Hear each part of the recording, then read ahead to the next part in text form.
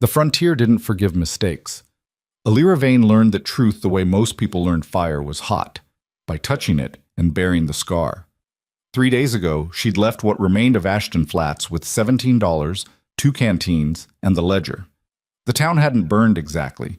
Fire required something to consume, and Ashton Flats had already been eaten hollow by 2 years of drought that turned topsoil to powder and hope to dust. The school closed first, then the general store, then the church, though the preacher stayed another month, delivering sermons to empty pews before he finally packed his wagon and rolled east. By the time Alira locked the schoolhouse door for the last time, she was talking to ghosts. 23 families had lived in Ashton Flats when she'd arrived 4 years prior, young and convinced that education mattered, that children deserved better than their parents' hard luck. Now those families were scattered like dandelion seeds, blown to whatever ground might take them. She'd stayed longer than sense allowed. Stayed because leaving meant admitting defeat, and because she had nowhere particular to go. Stayed because the ledger hidden beneath her mattress felt like an anchor she couldn't lift. The day she finally walked away, the sky was the color of old bone. 3 days later, that same sky was trying to murder her. Alira's canteens had run dry yesterday afternoon. She'd rationed carefully, measuring each sip, but mathematics didn't negotiate with the sun.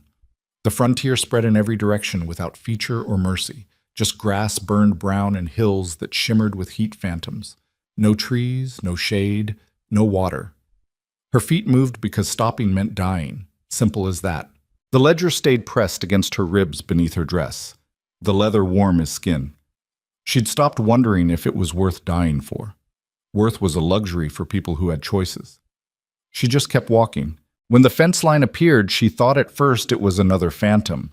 But phantoms didn't cast shadows, and this fence did, thin rails of wood stretching east and west, marking territory in a place that seemed to deny human claim. Alira reached the fence and wrapped both hands around the top rail, holding herself upright. Her vision swam, the ground tilted. She had just enough consciousness left to think, "At least I tried." Then the earth came up to meet her, and everything went black. Rowan Mercer didn't usually ride the eastern fence line on Tuesdays. That was supposed to be Cal's job. The boy was 14 and needed responsibilities. But Cal had woken with a fever and Tessa insisted he stay in bed. So Rowan saddled his roan mare and rode out into the heat, checking posts and wire, looking for breaks that would let cattle wander. He saw the buzzards first, 4 of them, wheeling lazy circles against the white sky. Rowan's jaw tightened, probably a calf that got separated and died of heat exhaustion. It happened. The drought had lasted 18 months, long enough that Mercer Ranch was the only spread within 30 miles that still had water. Their wells ran deep, tapping aquifers that other ranchers couldn't reach. It made them wealthy. It also made them targets. Rowan spurred the mare toward the birds. He expected a dead animal. What he found was a woman. She lay crumpled against the fence like a discarded coat, face down in the dirt, arms splayed. One boot was tied together with wire. Her dress had been gray once, maybe, but was now the color of the dust it was caked with. Dark hair spilled across her shoulders, matted with grit. Rowan dismounted and knelt beside her, pressing 2 fingers to her throat. The pulse was there, weak, thready, but present. Her skin was hot as a kettle. "Ma'am?" His voice came out rougher than intended. "Ma'am, can you hear me?" No response. He looked around, searching for some explanation. No horse, no wagon, no supplies except a single leather bag lying a few feet away. Rowan retrieved it, heavy, filled with something that shifted like papers, and looped it over his saddle horn. Then he returned to the woman and carefully rolled her onto her back. She was younger than he'd thought. Maybe 30, maybe less. Hard to tell with 3 days of exposure carved into her features. But her face had good bones beneath the sunburn and cracked lips. He noticed her hands, calloused, but not from ranch work. Different kind of calluses. Ink stains on 2 fingers. A school teacher, maybe. Or a clerk. Rowan lifted her as carefully as he could and draped her across the mare's withers. The horse sidestepped, nervous at the unfamiliar weight, but settled at his voice. He swung up behind the saddle and turned toward home, keeping one arm around the unconscious woman to hold her steady. The ride back took 40 minutes. The whole time, she didn't stir. Tessa Mercer was hanging laundry when her brother appeared with a half-dead woman on his horse. Jesus, Rowan. Found her at the eastern fence. Rowan dismounted and carefully lowered the woman into his arms. Get water and clean cloths. She's burning up. Tessa didn't waste time with questions. She dropped the sheet she'd been pinning and ran for the house. By the time Rowan carried the woman through the kitchen door, Tessa had a pallet made up in the spare room off the kitchen, the small room they used for sick hands or emergencies. Cal stood in the doorway, feverish himself but curious, until Tessa shooed him back to bed. Rowan laid the woman down and stepped back, suddenly aware that his presence wasn't needed for whatever came next. Tessa was already pressing a wet cloth to the woman's forehead, checking for breaks or wounds, efficient and steady. She say anything? Tessa asked without looking up. Unconscious the whole ride. How long you think she was out there? Days, judging by the condition she's in. Rowan pulled the leather bag from his shoulder and set it by the door. This was with her. Tessa glanced at it. Check for identification. I need to get her temperature down before she cooks her brain. Rowan picked up the bag and carried it to the kitchen table. He hesitated. Going through a stranger's belongings felt intrusive, but if there was information inside that could help her, he needed to know. He unbuckled the strap and opened the flap. Papers. The bag was stuffed with papers. He pulled them out carefully. Letters, receipts, contracts, all neatly organized, all dated and labeled in careful script. At the bottom of the bag, he found a ledger bound in cracked leather, the kind accountants used for tracking business. Rowan opened it. The first page was titled in neat handwriting, Ashton Flat School, Financial Records, September 1871. He flipped through pages of income and expenses, enrollment numbers, supply purchases, standard bookkeeping. But halfway through, the entries changed. The handwriting was the same, but the content shifted from mundane school business to something darker. Payment received from J. Cartwright, $50. Purpose: disciplinary matter forgotten. Payment received from Mayor's office, $75. Purpose: incident report destroyed. Payment received from Harrison family, $100. Purpose: complaint withdrawn. Rowan's jaw tightened as he read. Page after page of payments, bribes, hush money. And at the center of it all, one name repeated, Silas Reed, schoolmaster. The last entry was dated 3 months ago. Final payment received. School closing. Record sealed. SR relocated east to Milford Springs. Rowan closed the ledger slowly. Find anything? Tessa called from the next room. Yeah. Rowan's voice was flat. Found something. Elira woke to the smell of clean cotton in lamplight. For several seconds she couldn't place where she was. Not the schoolhouse. Not the boarding room she'd rented in Ashton Flats. The ceiling above her was whitewashed wood, unfamiliar. The blanket covering her was heavy wool, rough but clean. Her throat felt like someone had scraped it with sandpaper. Easy. A woman's voice, calm and firm. Don't try to sit up yet. Elira turned her head. A woman sat in a chair beside the bed, mid-30s, dark hair pulled back in a practical braid, sharp eyes that missed nothing. She held a cup of water. Small sips, the woman said, supporting Elira's head as she drank. You've been out for most of a day. Your body needs time. The water was cold and perfect. Elira took 3 small sips before the woman pulled the cup away. Where? Elira's voice cracked. She tried again. Where am I? Mercer Ranch. My brother found you collapsed at our eastern fence. You're lucky he rides that line. Most days he doesn't. The woman set the cup aside. I'm Tessa Mercer. You got a name? Elira. Her mind felt slow, struggling through fog. Elira Vane. Well, Miss Vane, you came about as close to dying as a person can without crossing over. Heat exhaustion, dehydration, malnutrition. Tessa's tone was matter-of-fact. No sympathy, but no judgment either. What were you doing out there with no horse, no supplies, and no sense? The question hung in the air. Elira's hand moved instinctively to her ribs, searching for the ledger. It wasn't there. Panic flashed through her. Looking for this? Tessa nodded toward the corner where the leather bag sat. It's all there. My brother looked through it. Had to, in case there was something that could help identify you. He knows what's in the ledger. Alira's throat tightened. I can explain. Not to me, you can't. That's between you and Rowan. Tessa stood, smoothing her skirt. For now, you rest. I'll bring broth in an hour. Your stomach can't handle anything heavier yet. She left before Alira could respond. Alira lay still, staring at the ceiling. Her body ached in ways she hadn't known were possible. But worse than the physical pain was the crushing weight of awareness. Someone knew. Someone had read the ledger.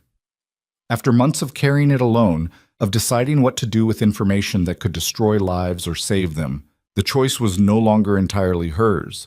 She should be afraid. She should be planning her next move. Instead, exhausted beyond measure, she closed her eyes and fell back into darkness. Rowan waited until the next morning to talk to her. He knocked once on the doorframe before entering.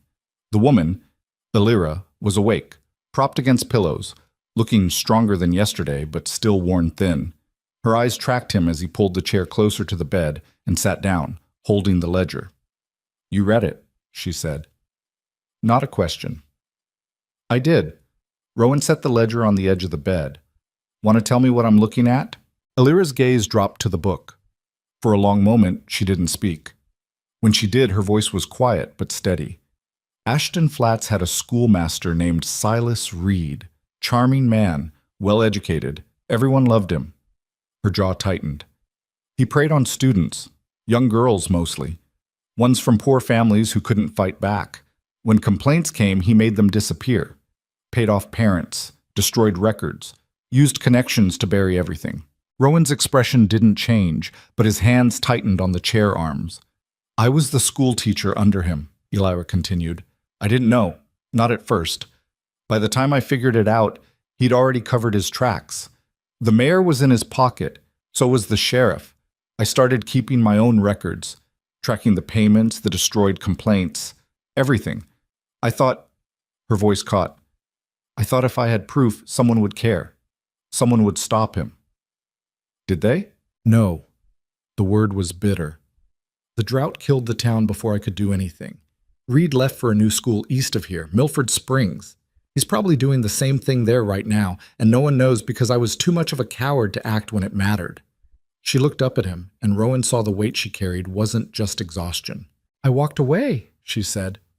Told myself I'd figure out what to do with the ledger once I got somewhere safe. But there is no safe, is there? Not for something like this, so I just kept walking until I couldn't anymore.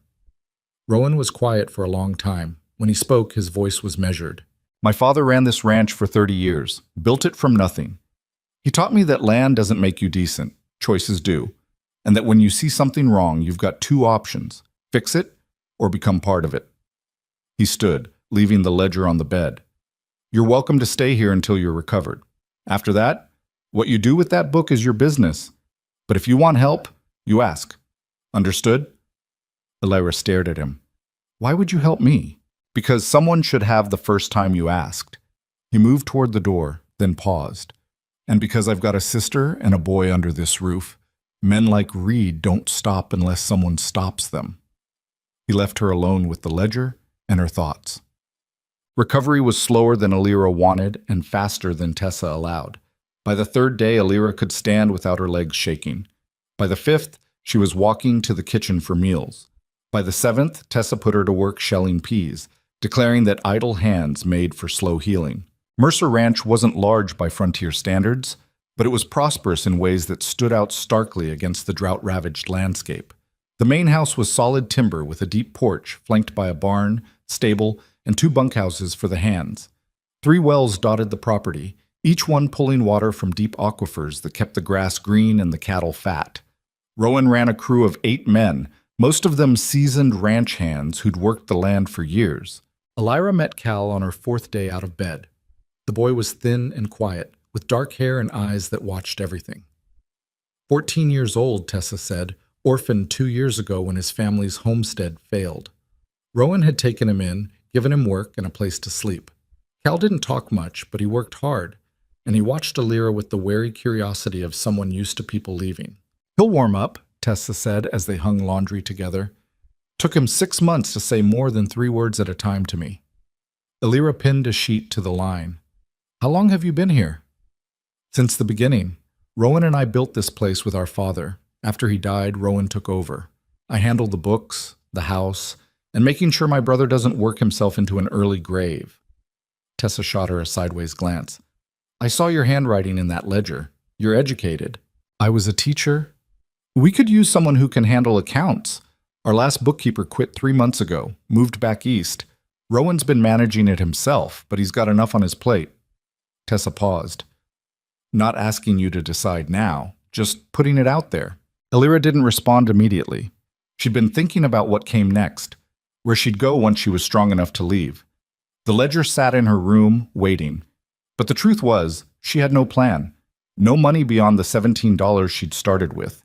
No destination. I'll think about it, she said finally. Tessa nodded and went back to work.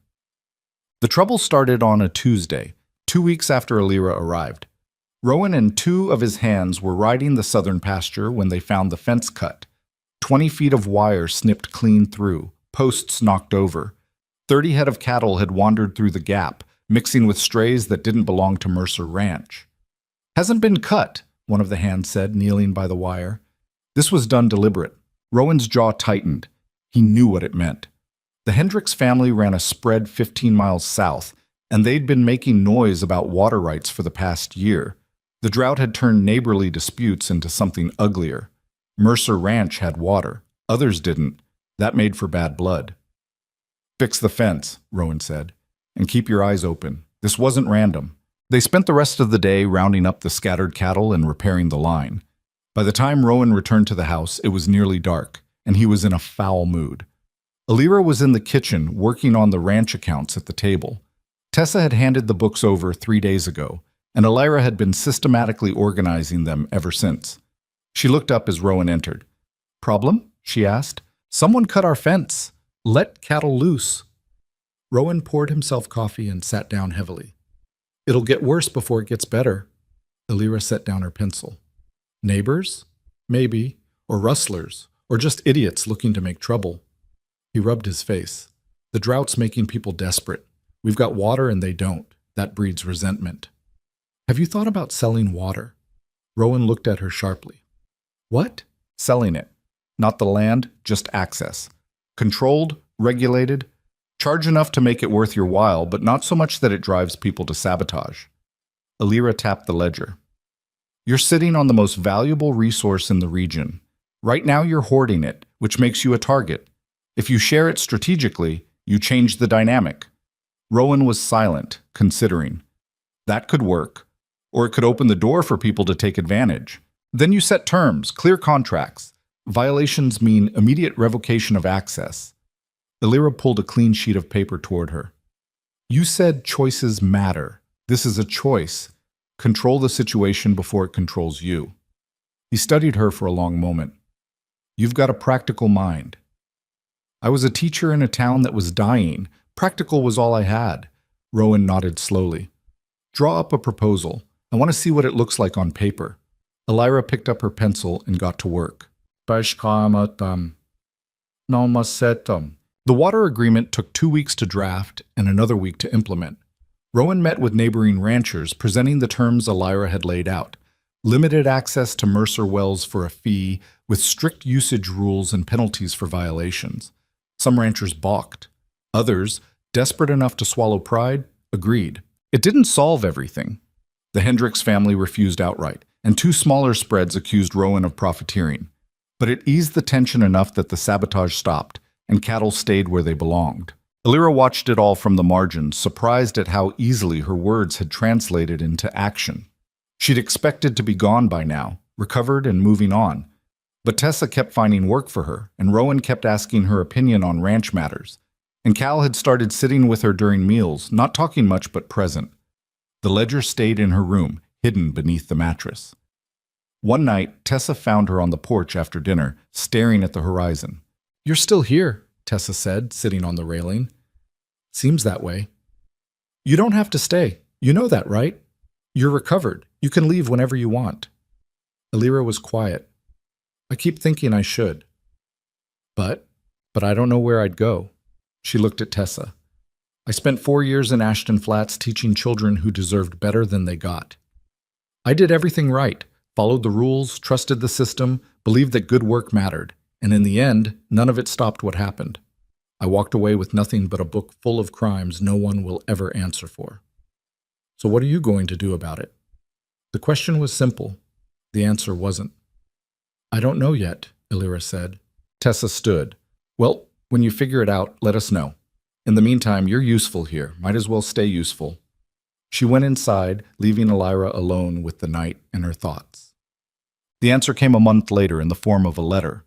It arrived with the weekly supply wagon, addressed to no one in particular but marked with the name Milford Springs in the return corner. Rowan brought it to the kitchen where Elira was reconciling accounts. This came for you, he said, setting the envelope on the table. Elira stared at it.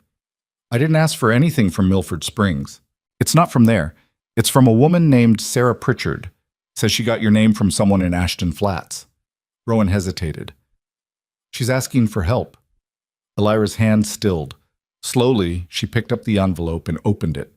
The letter inside was written in shaky script, the kind that came from someone not used to writing. Miss Vane, my name is Sarah Pritchard.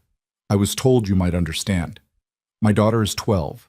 She attends school in Milford Springs. The schoolmaster is a man named Silas Reed. He has been inappropriate with her. When I complained, I was told to keep quiet or face consequences. I do not know what to do. I do not know who to trust. But someone said you might know about Mr. Reed.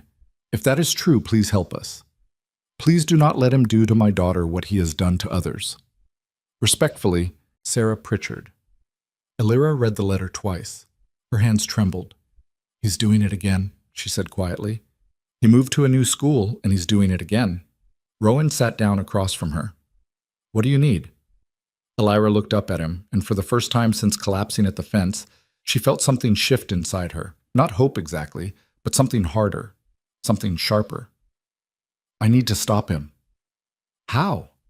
She looked at the ledger sitting on the shelf behind her, then back at Rowan. I'm going to Milford Springs, she said, and I'm going to make sure Silas Reed never hides behind charm and money again. Rowan nodded once. When do we leave? Elira blinked. We? You think I'm letting you ride into a town full of people protecting a predator by yourself? He stood. Tessa can handle the ranch. Cal, too. You want to do this, we do it smart. That means backup. For a moment, Elira couldn't speak. She'd spent so long carrying the weight alone that the idea of someone else shouldering it felt foreign. Thank you, she said finally. Don't thank me yet. We've got work to do. Thus, they spent the next 2 weeks preparing. Elira wrote back to Sarah Pritchard, careful not to promise anything, but offering enough hope to keep the woman from losing faith. She reviewed the ledger again, memorizing names, dates, amounts. Every piece of evidence mattered. Every detail was a weapon. Rowan made discreet inquiries about Milford Springs, who ran the town, who held power, who might be sympathetic. The answers weren't encouraging. The mayor was a business partner of Silas Reed's father. The sheriff owed money to the same family. The town had money, which meant it had lawyers and influence. This isn't going to be easy, Rowan said one night as they reviewed their plan. I didn't expect easy, Elira replied. I just need it to work. What's the end game? You expose him, then what? Men like Reed have connections.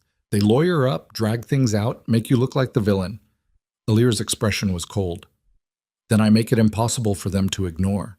I make the cost of protecting him higher than the cost of letting him fall. Rowan studied her. You've changed since you got here. I nearly died. That changes a person. It's more than that. He leaned back in his chair. You're not running anymore. Elira met his gaze. No, I'm not. On the morning they left, Tessa packed supplies and gave Elira a revolver. You know how to use this? Tessa asked. No. Then learn on the way. Rowan will teach you. Tessa's expression was serious. Be careful. Men like Reed don't go quietly. Cal stood on the porch, silent as always, but he raised one hand in farewell as they rode out. Elira returned the gesture. The ride to Milford Springs would take 4 days. By the time they arrived, winter would be settling in. The frontier stretched before them, vast and unforgiving. But Elira Vane was no longer the woman who had collapsed at the fence. She was done being a victim. It was time to become something else. The first night on the trail, Rowan taught Elira how to hold the revolver without flinching. "It's going to kick," he said, guiding her hands into position. "Don't fight it. Let your arms absorb the recoil. And for the love of everything, don't close your eyes when you pull the trigger." They were camped in a shallow ravine, sheltered from the wind. The horses were picketed nearby, and a small fire burned between them. Elira held the gun the way Rowan showed her, feeling the unfamiliar weight of it, the cold metal against her palms. "Aim at that rock," Rowan said, pointing to a dark shape about 20 feet away. "Take your time. Breathe out, then squeeze." Elira lined up the sight, exhaled slowly, and pulled the trigger. The gun barked. Her arms jerked up. The bullet hit dirt 3 feet left of the target. "Again," Rowan said. She fired 5 more rounds before her hands started shaking. Only one shot came close to the rock. Rowan took the gun back and reloaded it with practiced efficiency. "You're rushing," he said, "and you're tensing up right before you fire. The gun knows when you're afraid of it." "I'm not afraid of it." "You're something." He handed it back. "Try again tomorrow. It'll come." Elira set the revolver aside and flexed her fingers. They tingled from the recoil. She'd never held a weapon before coming to Mercer Ranch, never imagined she'd need to. Teachers didn't carry guns. Teachers relied on words, rules, the assumption that civilization would protect them. That assumption had cost her everything. "Why are you really doing this?" Elira asked, watching Rowan tend the fire. "You don't owe me anything. You could have left me to die at that fence." Rowan was quiet for a moment, poking at the coals with a stick. When he spoke, his voice was measured. "My mother died when Tessa was 10. Fever took her in 3 days. After that, it was just my father raising us. He was a hard man, but fair. Taught us that the world doesn't fix itself. People do, or they don't." He looked up at her. "About 6 years ago, a man came through looking for work. Name was Peter Gaines. He worked for us 2 seasons, kept to himself mostly. Then one day Cal's mother showed up at our door. She was Peter's wife. Said he'd been sending her money, but it stopped coming. She was worried." "Oh?" "Za mose." Rowan fell silent, his jaw tight. "We found Peter 3 days later," he continued. "One of the other hands had been cheating at cards, accused Peter of the same when Peter caught him. They fought. Peter ended up with a knife in his ribs. The hand who did it ran before we could bring him in.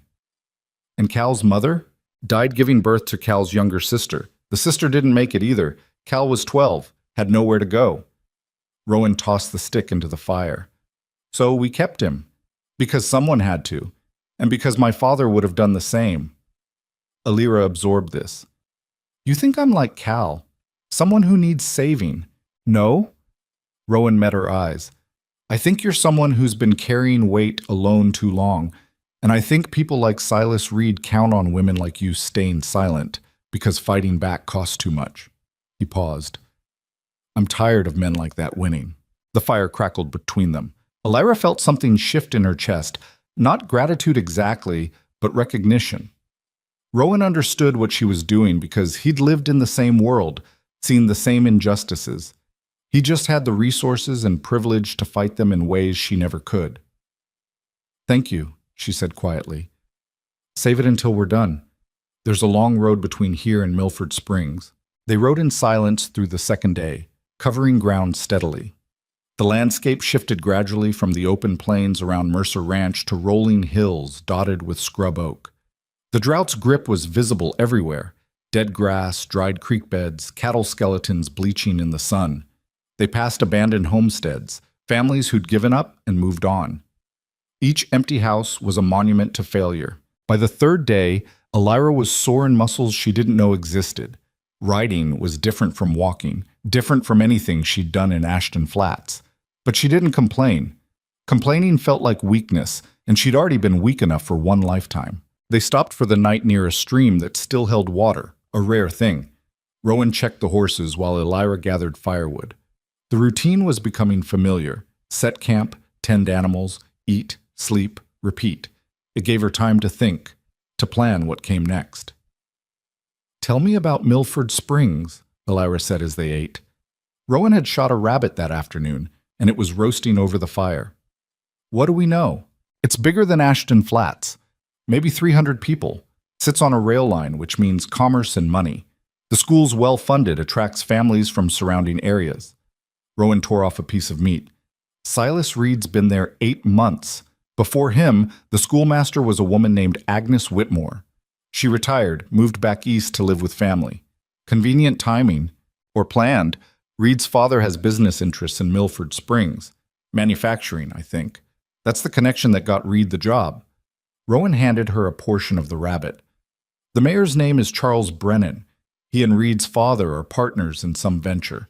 The sheriff is a man named Dwayne Cutler. Local boy, elected 3 years ago. No scandals, but no backbone either. Elira chewed slowly, thinking. So Reed has protection at every level, just like in Ashton Flats. Probably, but there's a difference this time. What's that? You. Rowan's gaze was steady. Last time, you were alone and trying to work within a system designed to protect him. This time, you're not playing by their rules. Elira felt a flicker of something dangerous in her chest. What rules are we playing by? Ours. The answer should have worried her. Instead, it felt like permission. That night, Elira dreamed of the schoolhouse in Ashton Flats. She was standing at the front of the classroom, and the desks were full of students. But their faces were blurred, indistinct. She tried to teach them, but no words came out. When she looked down, her hands were covered in ink that wouldn't wash off.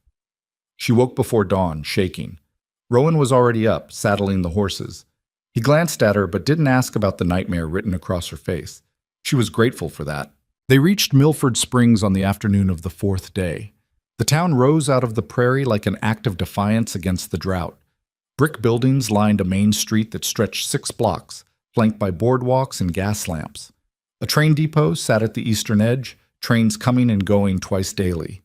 People moved with purpose, dressed in clothes that hadn't seen hard labor. This was a town that had money, and it showed. Rowan led them to a boarding house on the outskirts, a modest place run by a widow named Mrs. Talbot. They rented 2 rooms under false names. Rowan was Robert Mason, a cattleman looking into business opportunities. Elira was his sister, Eleanor, along to keep him out of trouble. Mrs. Talbot accepted the story without question and took their money. Once settled, Rowan went out to gather information while Elira stayed behind, reviewing the ledger one more time. She'd memorized most of it by now, but repetition helped. Every name, every date, every payment, it all had to be perfect. When Rowan returned 2 hours later, he had news. Found the school, he said, closing the door behind him. It's on the north end of town, big stone building, well maintained. Reed lives in a house adjacent to the school grounds, provided by the district. Did you see him? Briefly. He was leaving the school with another man. Well-dressed, confident, looks exactly like you'd expect. Elira's jaw tightened.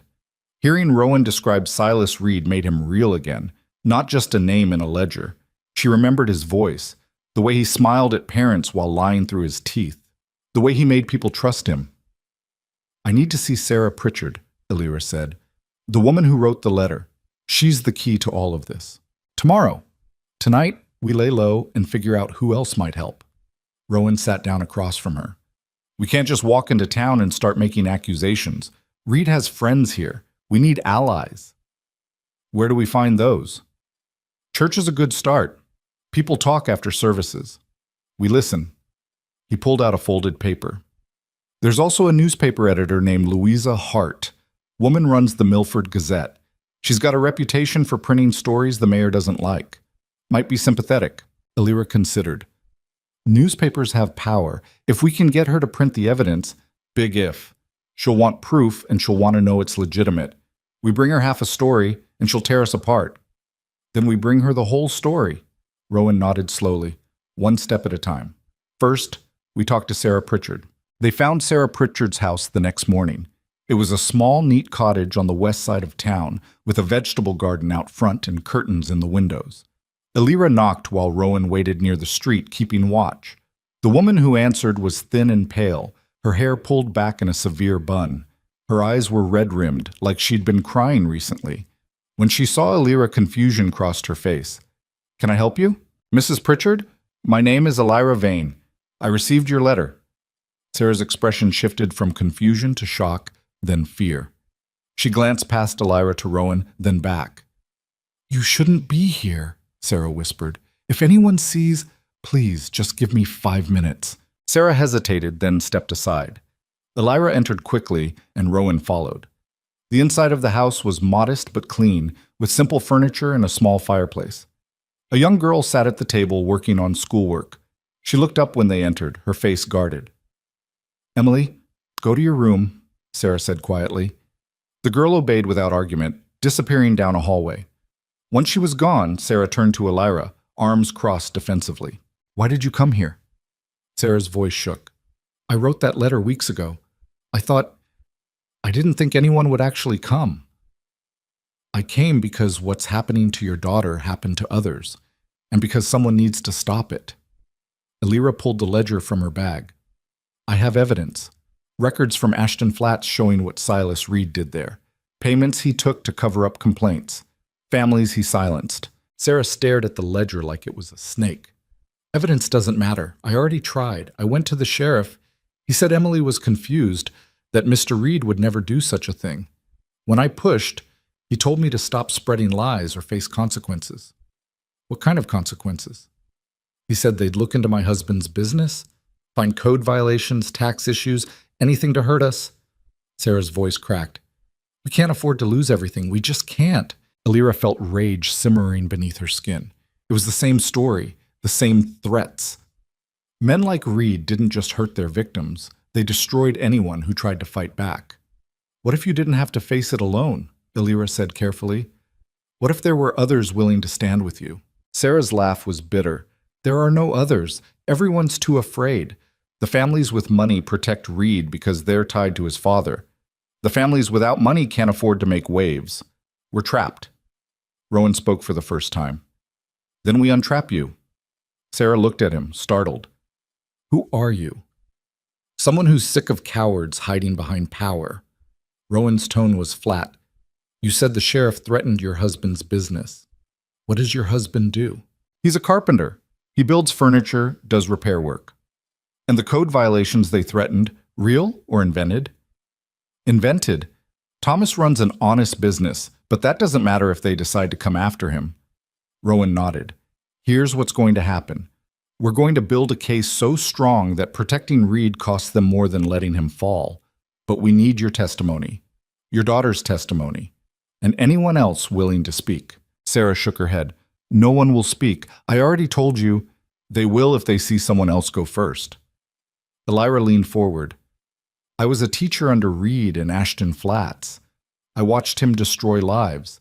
I stayed silent because I was afraid and because I thought the system would handle it.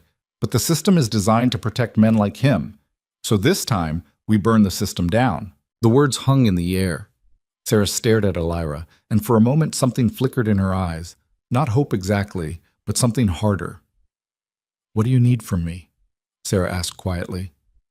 "Everything you can remember. Dates, times, what happened, what was said. I need it written down, signed, and witnessed. And I need you to be ready to stand behind it publicly when the time comes." "And if they come after my family?" "They won't." Rowan's voice was certain. "Because if they do, they'll answer to me." Sarah looked between them. Elira could see the calculations running through the woman's mind. The risk, the fear, the desperate hope that maybe this time would be different. "I'll do it," Sarah said finally, "but I need one promise from you." "Name it." "If this doesn't work, if they come after us and you can't stop it, you get Emily out. You take her somewhere safe. Promise me."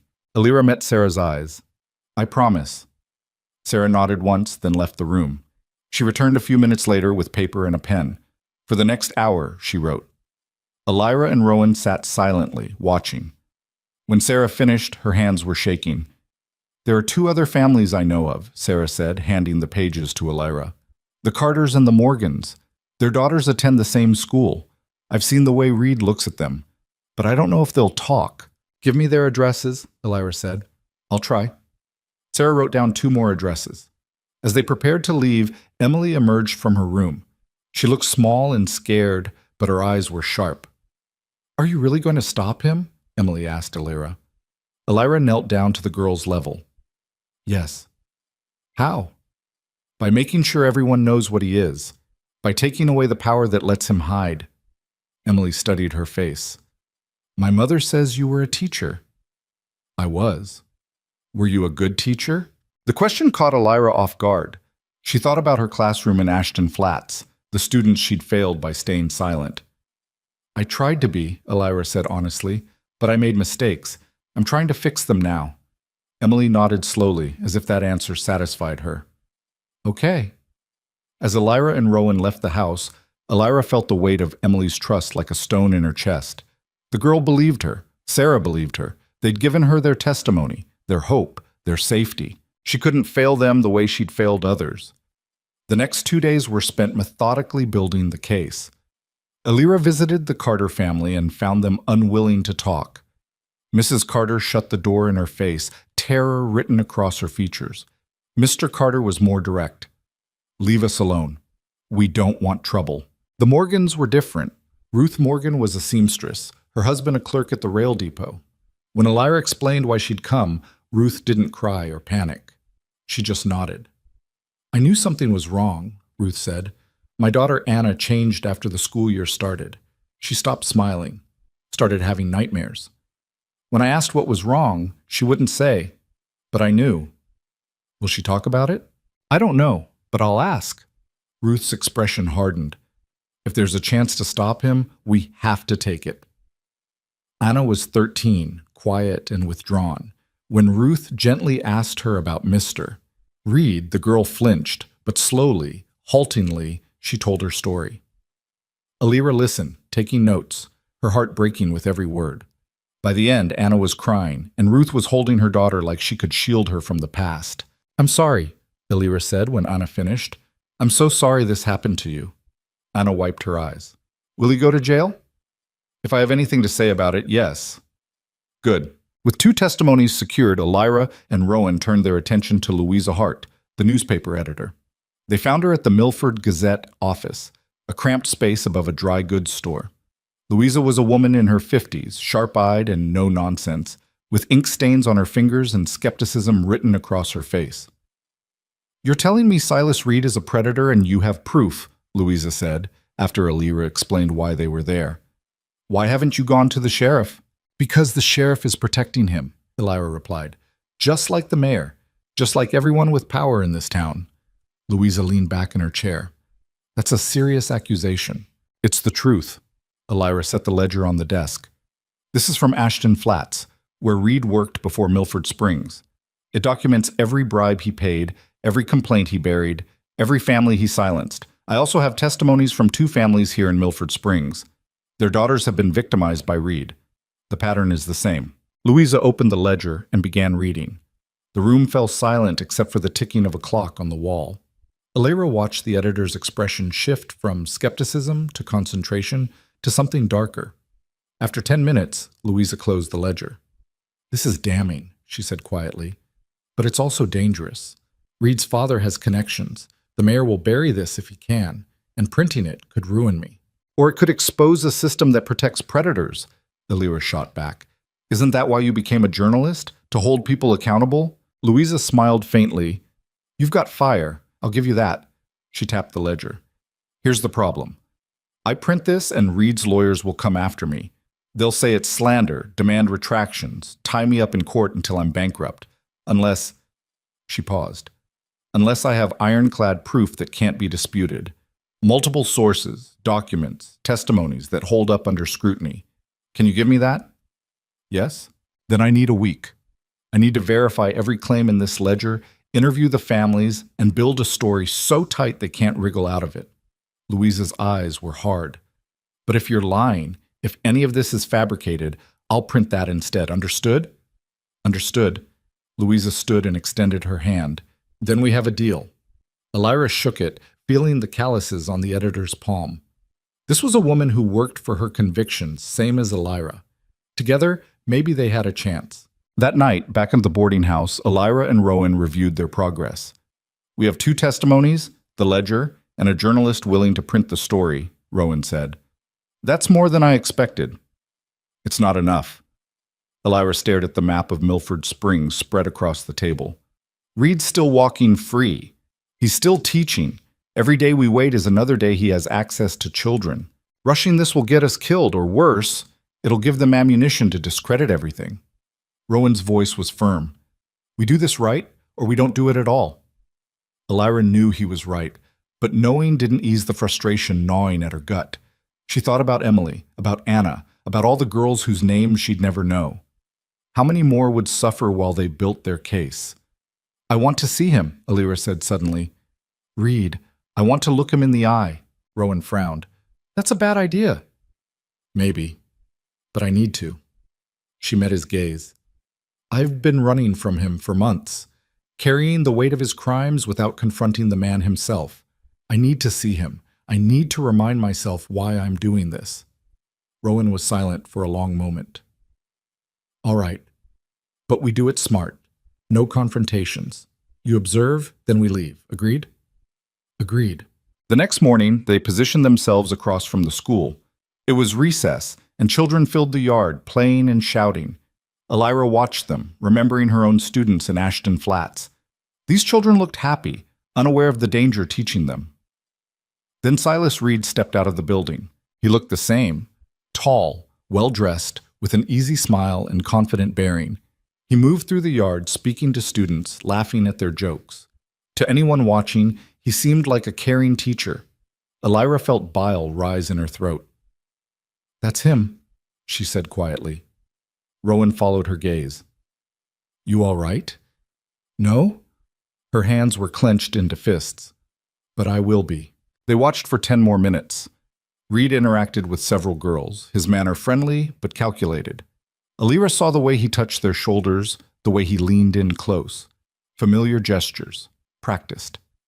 When the bell rang and the children filed back inside, Reed lingered in the yard, speaking with another teacher. Then he turned and walked toward the school's side entrance. As he did, his gaze swept across the street and landed directly on Elira. For a heartbeat, their eyes met. Reed's expression didn't change. He didn't recognize her. Why would he? She'd been a junior teacher, insignificant. But something in his posture shifted, a subtle wariness, as if he sensed a threat without knowing its source. Then he turned and disappeared inside. Elira exhaled slowly. Her heart was pounding. Let's go, Rowan said, his hand on her elbow. They walked back to the boarding house in silence. Elira's mind churned. Seeing Reed had solidified something inside her. This wasn't just about justice anymore. It was personal. He'd destroyed lives, walked away unscathed, and started again as if nothing had happened. She was going to end that pattern, whatever it took. That night, Louisa Hart sent a message to the boarding house. She'd verified the ledger entries and interviewed Sarah Pritchard. The story was taking shape. She needed 3 more days. 3 days felt like an eternity. Elira spent the time refining her plan. She wrote out a timeline of events, cross-referencing the ledger with the testimonies. She identified weak points in Reed's defenses, witnesses who might crack under pressure, documents that could corroborate claims. Rowan helped where he could, but mostly he watched, impressed by the methodical way Elira dismantled Reed's carefully constructed lies. You missed your calling, Rowan said one evening. You should have been a lawyer. Elira smiled bitterly. Lawyers work within the system. I'm done with that. So what are you now? She thought about it. Someone who fixes what the system won't. On the 3rd day, Louisa summoned them to her office. When they arrived, she had the newspaper's front page laid out on her desk. The headline read, Local Schoolmaster Accused of Crimes Against Students. Below it, in smaller type, Evidence reveals pattern of abuse, bribery, and cover-up spanning 2 towns. Elira stared at the page. Seeing it in print made it real in a way that the ledger never had. It runs tomorrow, Louisa said. Once it hits the streets, there's no taking it back. Reed will know, the mayor will know, everyone will know. Good, Elira said. Louisa studied her. You understand what you've started here? This isn't just one man going down. This is going to shake the entire town. People are going to get hurt. People are already hurt. We're just making it visible. Louisa nodded slowly. All right then, let's burn it down. The newspaper hit the streets at 6 in the morning. Elira didn't sleep the night before. She sat by the window of her room at the boarding house, watching the darkness slowly give way to gray dawn, her mind running through every possible outcome. By the time the first delivery wagon rattled past with bundles of the Milford Gazette, her nerves were wound so tight she felt like she might shatter. Rowan knocked on her door at 6:30. "It's done," he said simply. They walked to the main street together. Already people were gathering outside the newspaper office, the general store, anywhere papers were sold.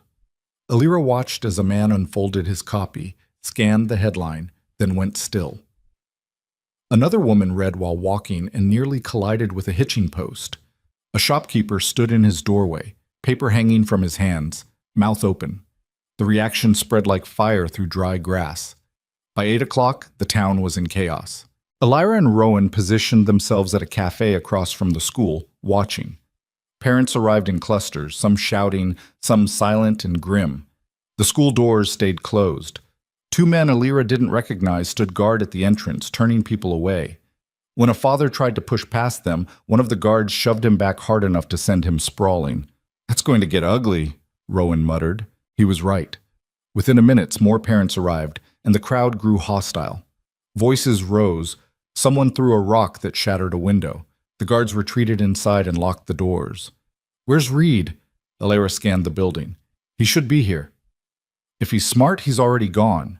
But Reed wasn't gone. At 9 o'clock, a carriage pulled up to the side entrance of the school. The door opened and Silas Reed emerged, flanked by two men in expensive suits. Lawyers, Alira guessed. Reed's face was pale but composed. He walked with his head high, ignoring the shouts from the crowd as he climbed into the carriage. Before the door closed, his eyes swept the street one more time.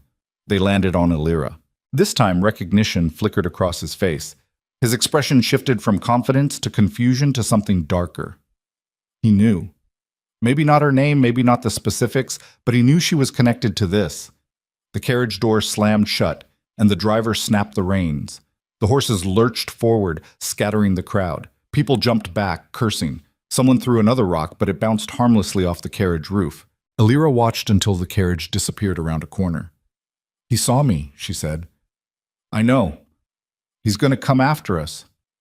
"Let him try." Rowan's jaw was set. "We've got the truth on our side." "Truth doesn't stop bullets." Rowan turned to look at her. "You want to back out now?" Alira met his gaze. "No." "Then we keep moving forward." By midday, the town had split into factions. Some people believed the newspaper story. Others called it slander, a coordinated attack on a respectable man by troublemakers and liars. The mayor's office issued a statement declaring the accusations baseless and promising a full investigation. The sheriff announced he was looking into the matter, but cautioned against rushing to judgment. It was exactly what Alira had expected. The system protecting itself. That afternoon, Louisa Hart received a visit from two lawyers representing Silas Reed. They demanded a retraction and threatened legal action. Louisa refused. The lawyers left, promising she'd regret her decision. An hour later, someone threw a brick through the Gazette office window. Alira and Rowan were there when it happened. They'd gone to check on Louisa and found her sweeping glass off the floor, her face tight with anger. "Cowards," Louisa spat. "Can't win the argument, so they break windows." "Are you all right?" Alira asked. "Fine, but they made their point." Louisa set the broom aside. "The mayor's office contacted me, said if I print another word about Reed, they'll pull all town advertising from the paper. That's half my revenue." "What are you going to do?" Louisa smiled grimly. "Print another word about Reed. They think I'll back down because they threaten my livelihood? I've been broke before. I'll be broke again. But I won't be a coward." Alira felt a surge of respect for the woman. "What do you need from us?" "More sources. Right now I've got 2 families on record in your ledger." "That's good, but it's not enough to bury him. I need more people willing to speak publicly, preferably someone with standing in this community who can't be easily dismissed." "We're working on it," Rowan said. "Work faster. Reed's lawyers are already spreading counter-narratives. They're saying you're a disgruntled former employee with a grudge, that the families are after money, that the ledger is fabricated." Louisa's expression was hard. "We've got momentum now, but it won't last if we can't back up every claim with ironclad evidence." That evening, Alira received an unexpected visitor at the boarding house. Mrs. Talbot knocked on her door and handed her a sealed envelope. "Man left this for you," Mrs. Talbot said. "Didn't give his name, said it was urgent." Alira took the envelope and waited until Mrs. Talbot left before opening it. Inside was a single sheet of paper with a handwritten note. Miss Vane, we need to talk. Come to the church on Elm Street tonight at 8 o'clock. Come alone. I have information about Reed that you need to hear. A friend. Elira showed the note to Rowan. It's a trap, he said immediately. Maybe. Or maybe it's someone who wants to help but can't do it publicly. Either way, you're not going alone. The note says, I don't care what the note says. Rowan's tone left no room for argument. You go, I go. We just won't advertise the fact. At 7:45, they left the boarding house. The church on Elm Street was a modest building at the edge of town, white clapboard with a small bell tower. The surrounding area was quiet, most people already home for the evening. Elira approached the front entrance while Rowan circled to the back, staying out of sight but close enough to intervene if needed. The church door was unlocked. Elira stepped inside. The interior was dim, lit only by a few candles near the altar. Wooden pews stretched in neat rows toward the front. The air smelled of old wood and candle wax. Elira moved slowly down the center aisle, her hand resting on the revolver hidden beneath her coat. Rowan had insisted she carry it. Now she was glad. Miss Vane.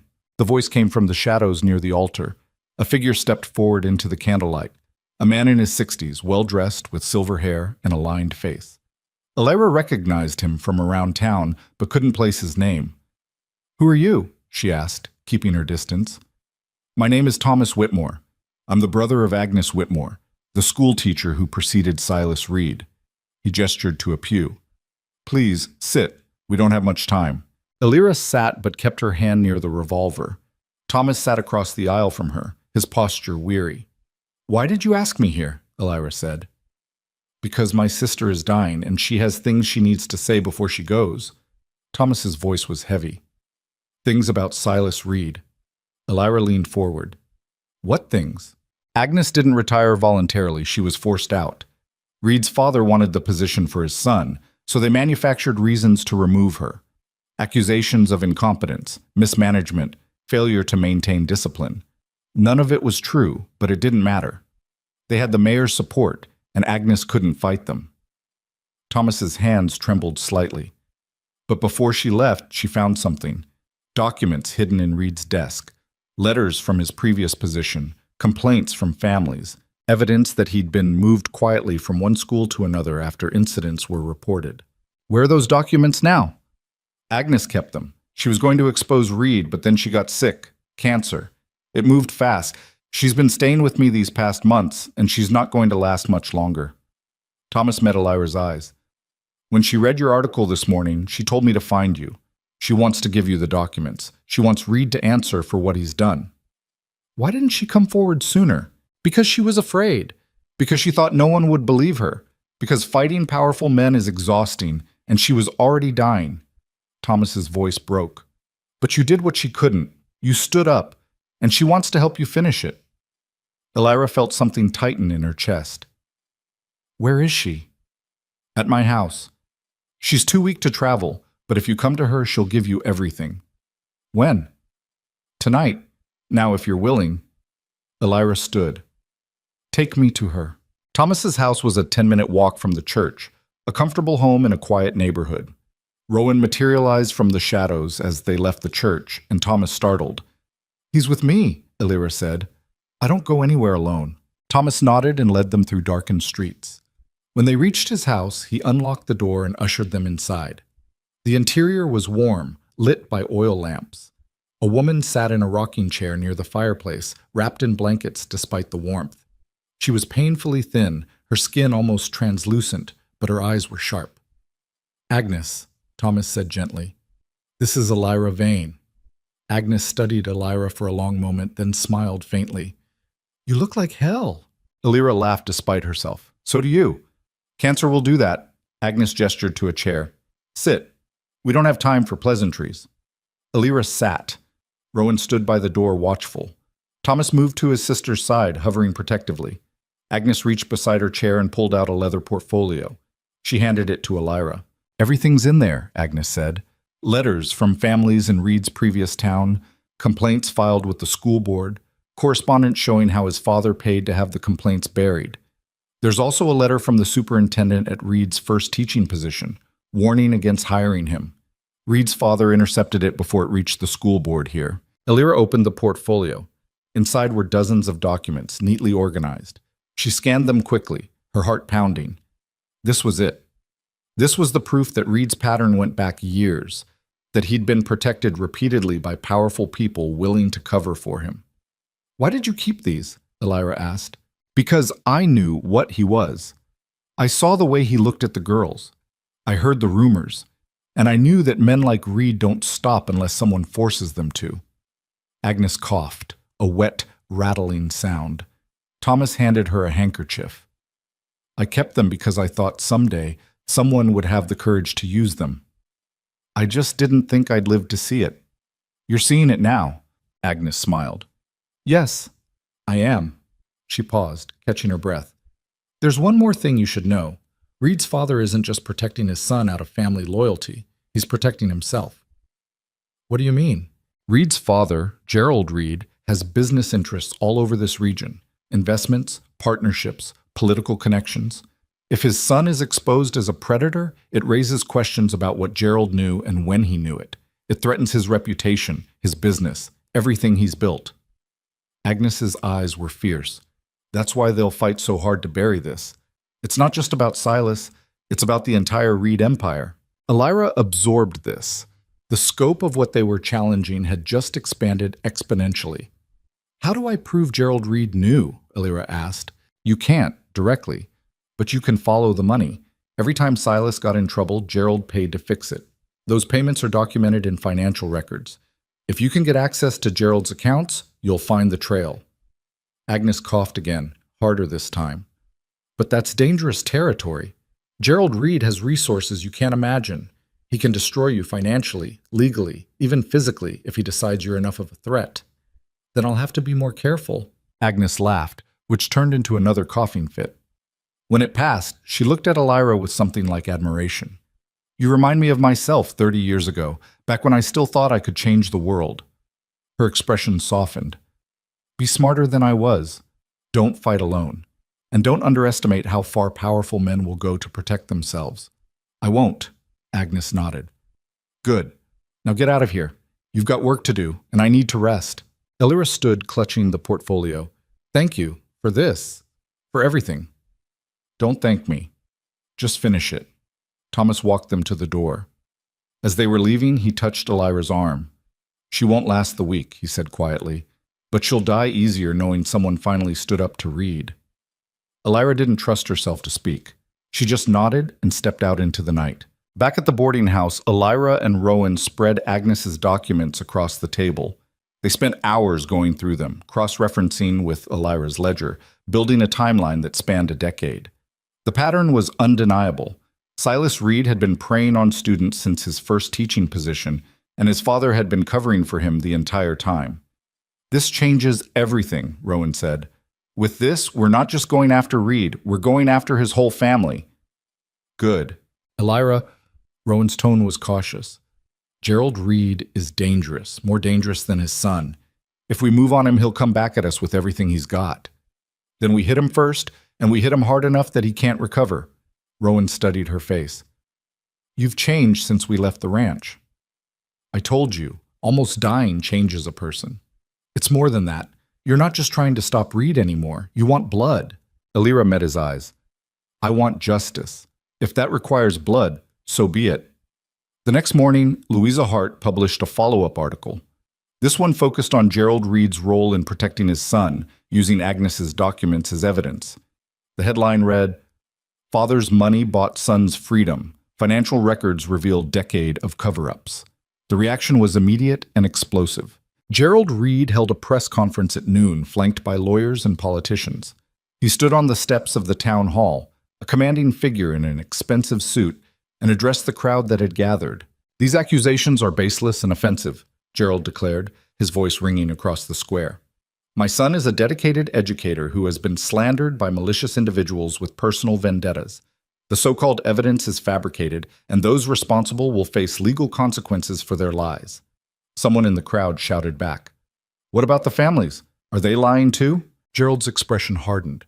"I cannot comment on ongoing investigations, but I assure you the truth will come out, And when it does, those who spread these falsehoods will regret it.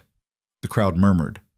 Elira, watching from the edge of the square, saw the calculation in Gerald's performance. He was playing to the people who wanted to believe him, the ones invested in maintaining the status quo. And it was working. Doubt was creeping back in. That afternoon, 2 more families came forward with testimonies against Silas Reed. One was the Carter family, the ones who'd slammed the door in Elira's face. Mrs. Carter arrived at the Gazette office with her daughter, both of them terrified but determined. The other was a family from a neighboring town where Reed had taught years ago. They'd seen the articles and decided they could no longer stay silent. Louisa interviewed them both, recording their stories with meticulous care. By evening, she had enough for another article. But before she could publish it, the sheriff arrived with a warrant. Elira was at the Gazette office when it happened. Sheriff Cutler walked in with 2 deputies, his face grim. "Louisa Hart, you're under arrest for criminal libel and defamation." Louisa stood slowly. "On whose complaint?" "Gerald Reed, he's filed formal charges." "This is horseshit, Dwayne, and you know it." "Maybe, but I've got a warrant and I'm taking you in." Cutler looked genuinely uncomfortable. "Don't make this harder than it has to be." Louisa glanced at Elira, then back at the sheriff. "Fine, but I want a lawyer present before you ask me a single question." "That's your right." They led Louisa out in handcuffs. Elira watched, fury building in her chest. This was the system in action. Silence the messenger, control the narrative, protect the powerful. Rowan appeared at her side. "They're trying to shut us down." "They won't succeed." "Elira, without Louisa, we lose our platform. The Gazette was our way of reaching people. Now that's gone. Then we find another way." That night, Elira made a decision. If the system wouldn't deliver justice, she'd bypass the system entirely. She'd go directly to the source. She'd confront Silas Reed herself. Rowan tried to talk her out of it. "This is exactly what they want. They're baiting you into doing something reckless so they can paint you as unstable, vindictive, dangerous." "I don't care what they paint me as." "You should, because if you lose credibility, everything we've built collapses." "Then I won't lose credibility." Elira checked the revolver, making sure it was loaded. "I'm not going to shoot him. I'm just going to talk." "Talk about what?" "About the fact that I know everything. That I have evidence he can't refute. That his father can't protect him anymore because the truth is already out." She looked at Rowan. "I want him to know he's finished. I want to see it in his eyes." Rowan was silent for a long moment. "If you're doing this, I'm coming with you." "No, you're staying here. If this goes wrong, someone needs to be able to finish what we started." "Elira, please," she put her hand on his arm. "Trust me, I need to do this alone." Rowan's jaw tightened, but finally he nodded. "You've got 2 hours. If you're not back by then, I'm coming after you." "Fair enough." Elira left the boarding house just after 10 o'clock. The streets were mostly empty, the respectable people of Milford Springs tucked safely in their homes. She walked with purpose, the revolver a reassuring weight beneath her coat. Agnes's portfolio was tucked under her arm, every piece of damning evidence carefully organized. Silas Reed lived in a small house adjacent to the school grounds, provided by the district as part of his compensation.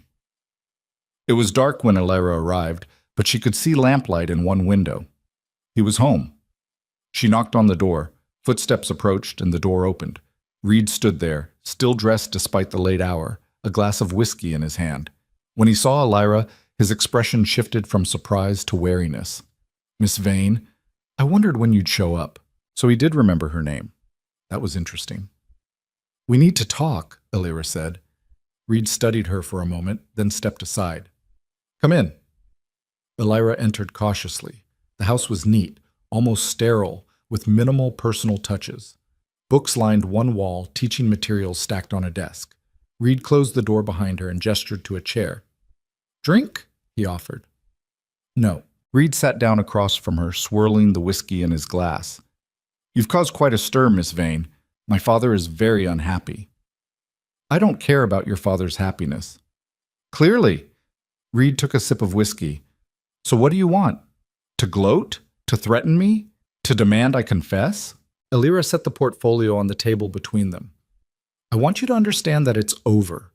Everything you've done, every life you've destroyed, every bribe your father paid, It's all documented. It's all public. And no amount of lawyers or money or intimidation is going to make it go away. Reed opened the portfolio and glanced through the documents. His expression remained calm, almost bored. These prove nothing, he said. Allegations, hearsay, financial records that could mean anything. My lawyers will tear this apart in court. Maybe, but the court of public opinion doesn't require the same burden of proof, and that court has already decided you're guilty. Public opinion is fickle. Give it 2 weeks, and people will move on to the next scandal. Reed closed the portfolio. You're not the first person who's tried to destroy me, Miss Vane. You won't be the last, but you will fail, just like the others. The others didn't have what I have, which is nothing to lose. For the first time, something flickered in Reed's eyes. Not fear exactly, but uncertainty.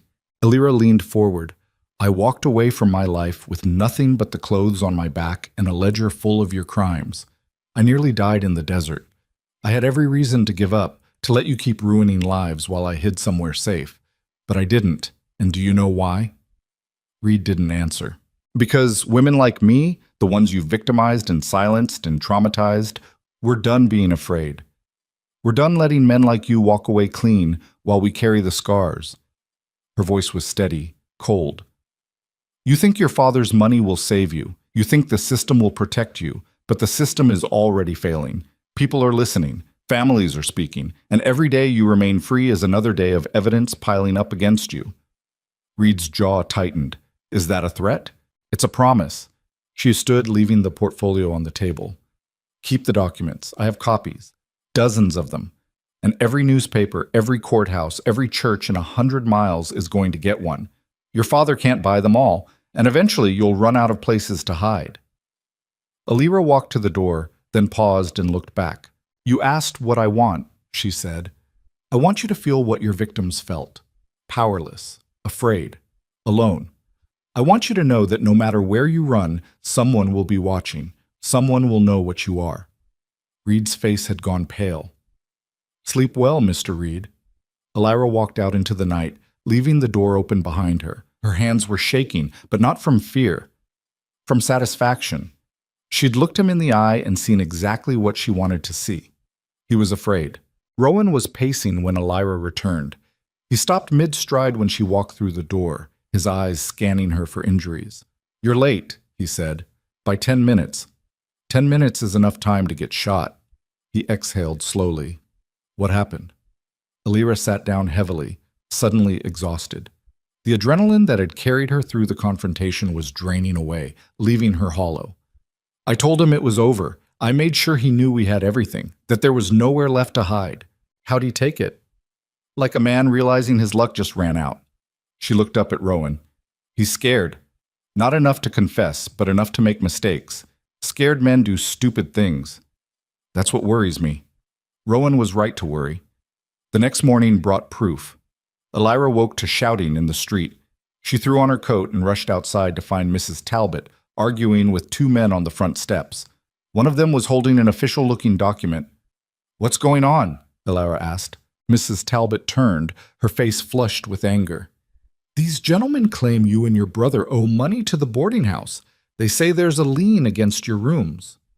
That's impossible. We paid in advance. The man with the document smiled thinly. There seems to be some confusion regarding your payment. Until it's resolved, I'm afraid you'll need to vacate the premises immediately. Let me see that. Rowan appeared behind Elira, still pulling on his shirt.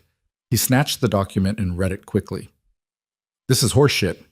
We have receipts. If you'd like to dispute the claim, you're welcome to file with the county clerk. In the meantime, you can go to hell, Mrs. Talbot interrupted. These folks paid me fair and square. I don't know what game you're playing, but I won't have it on my property. The man's smile vanished.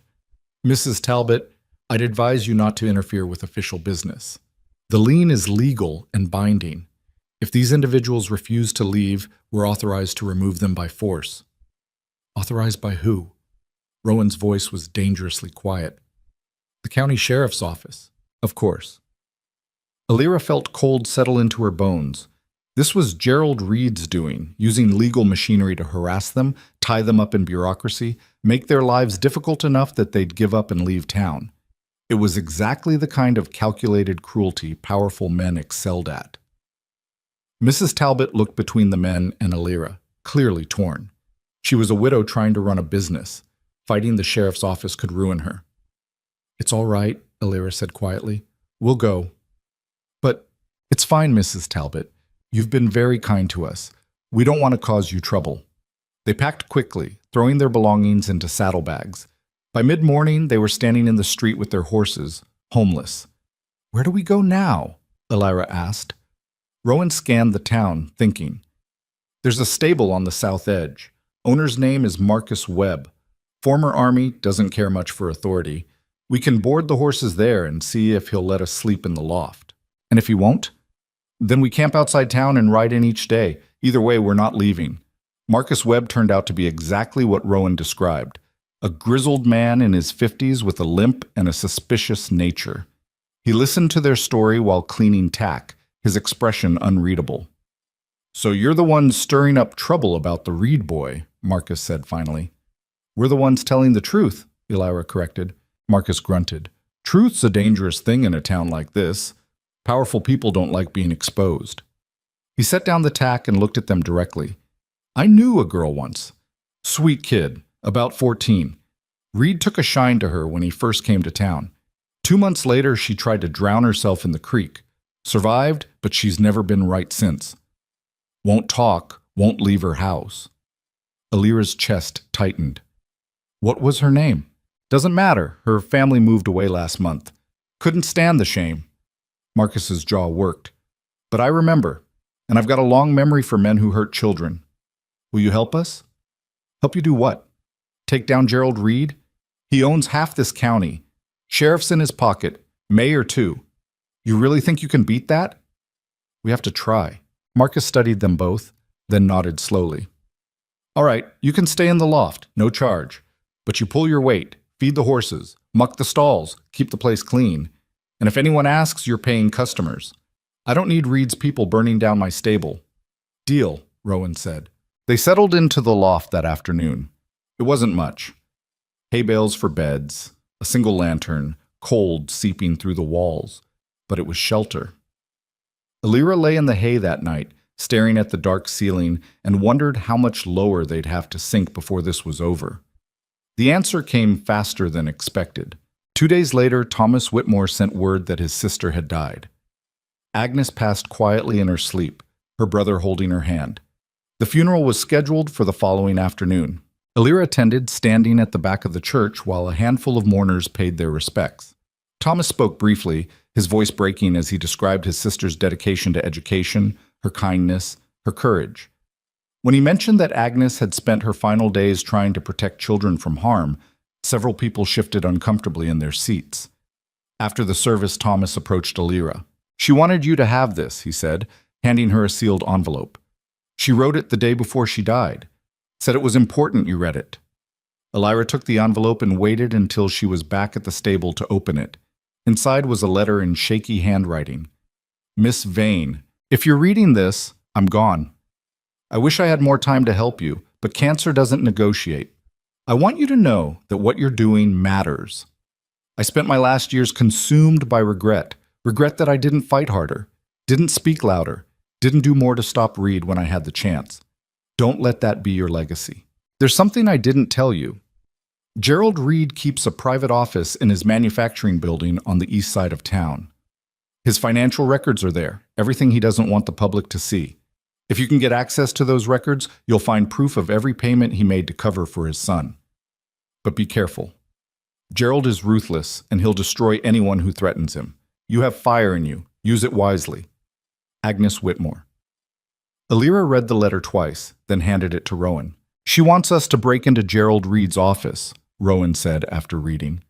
"Yes." "That's insane. We're talking about breaking and entering, possibly theft. If we get caught, we go to jail. If we don't get the records, Reed walks free and does this to more children." Alira met his eyes. "I'm going." "You don't have to." Rowan crumpled the letter in his fist. "You know I'm going."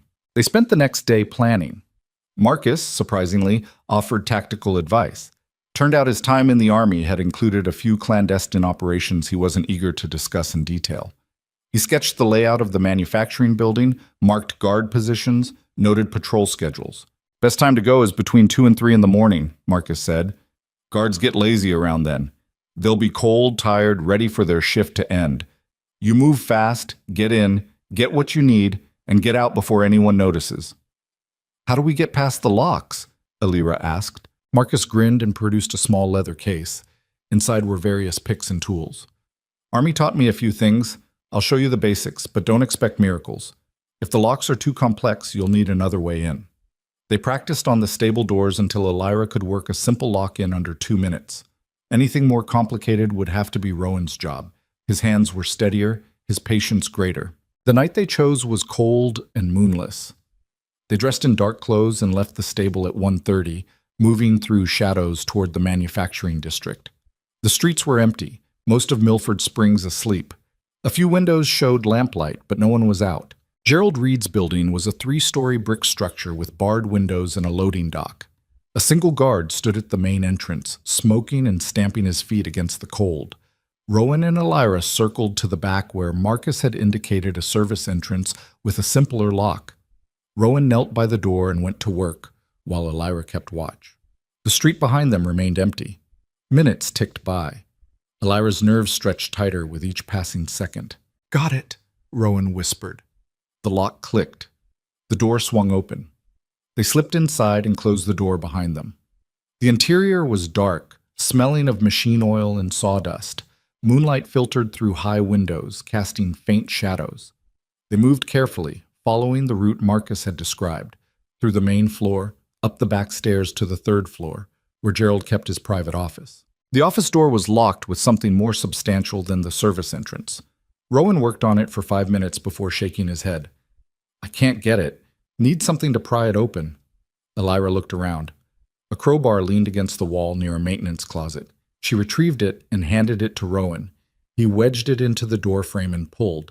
The wood splintered with a crack that sounded deafening in the silence. They both froze, listening. Nothing. No shouts, no footsteps. Rowan pulled again.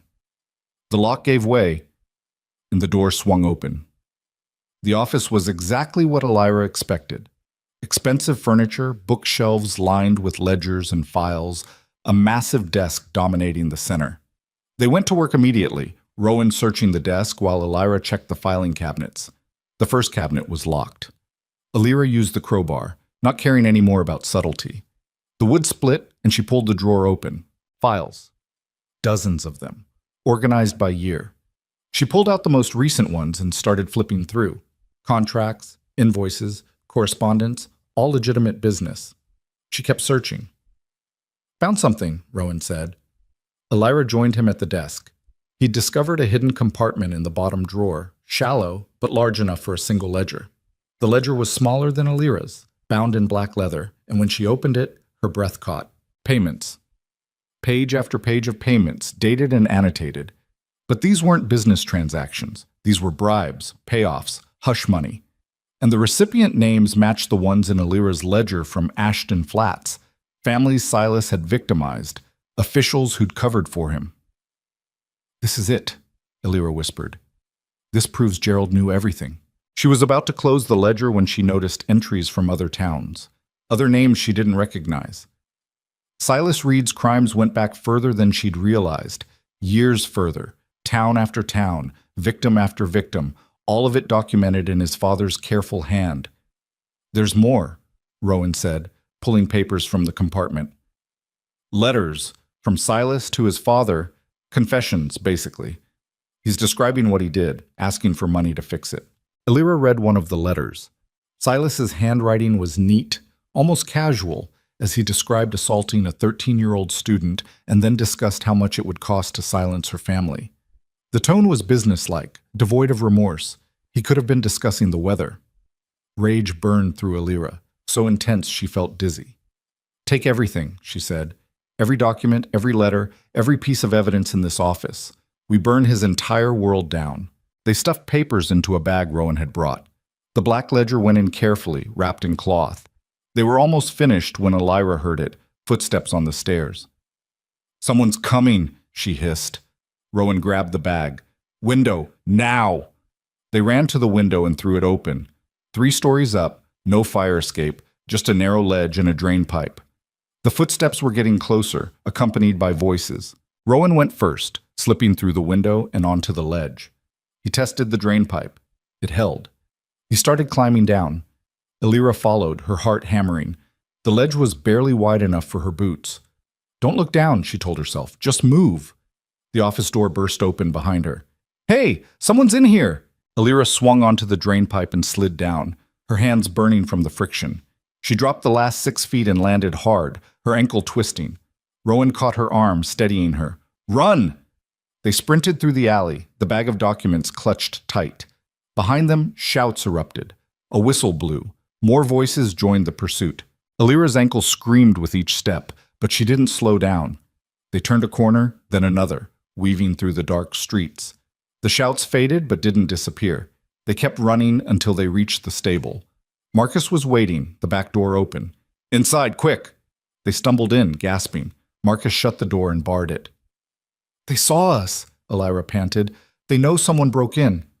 But they didn't see your faces? No, too dark. Then you've got time, but not much. They'll search the town come morning. Marcus looked at the bag. That better be worth it. It is. They spent the rest of the night in the loft, going through the documents by lantern light. The evidence was even more damning than Elira had hoped. Gerald Reed hadn't just enabled his son.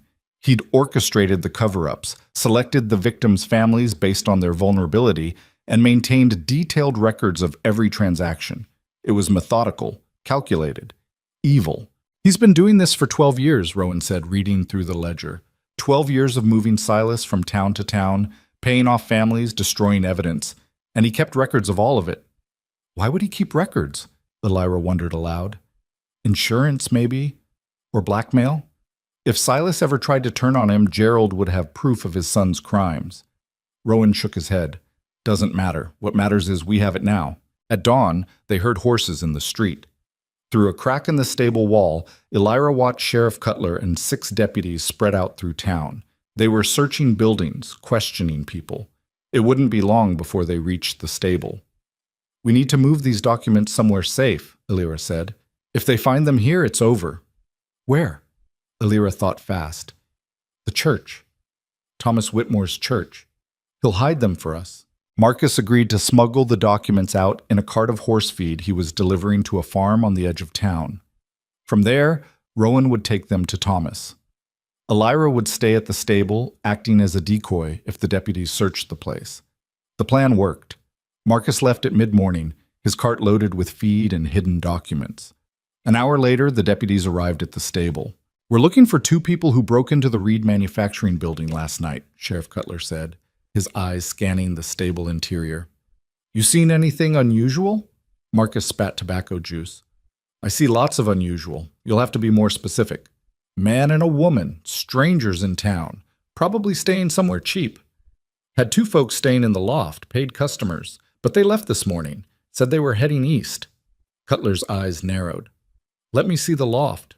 Marcus shrugged and led him up. Elira held her breath, hidden in an empty horse stall. She heard the deputies moving around above her, boots creaking on the floorboards. They were searching thoroughly. After 10 minutes, they came back down.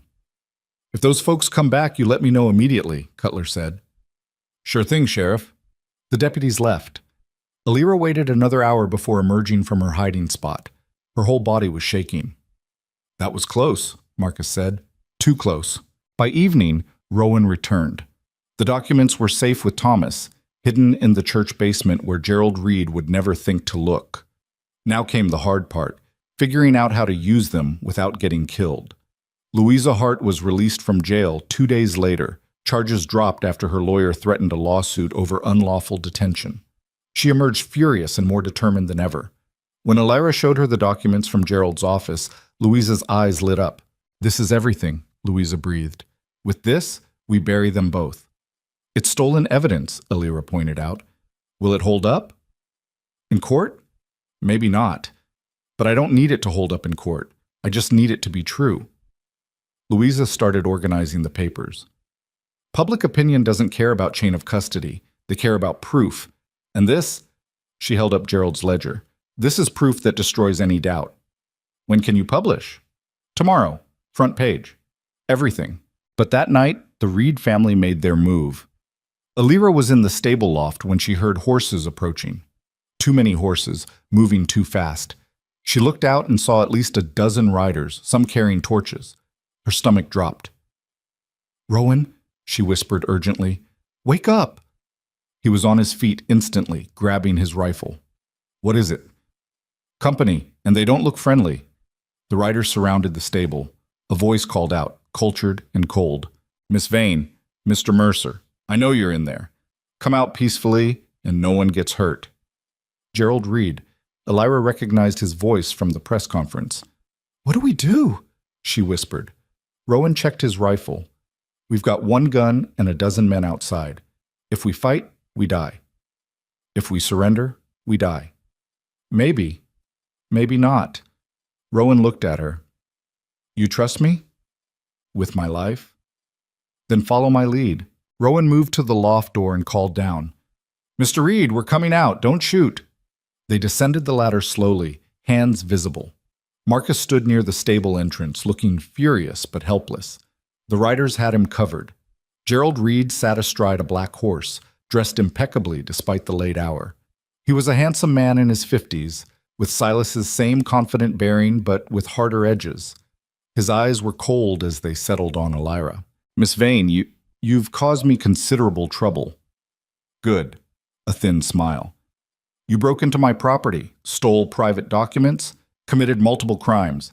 And you think you've won because you have some papers? Those papers prove you're a criminal, that you protected your son while he destroyed lives. They prove nothing except that you're a thief." Gerald gestured, and two men dismounted, moving toward Alira and Rowan. "I'm a reasonable man. Return my property, leave town tonight, and I'll forget this ever happened. Refuse, and I'll have you both arrested, tried, and imprisoned. Your choice." "We don't have the documents," Rowan said. "Don't lie to me."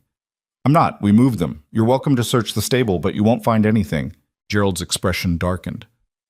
"Where are they?"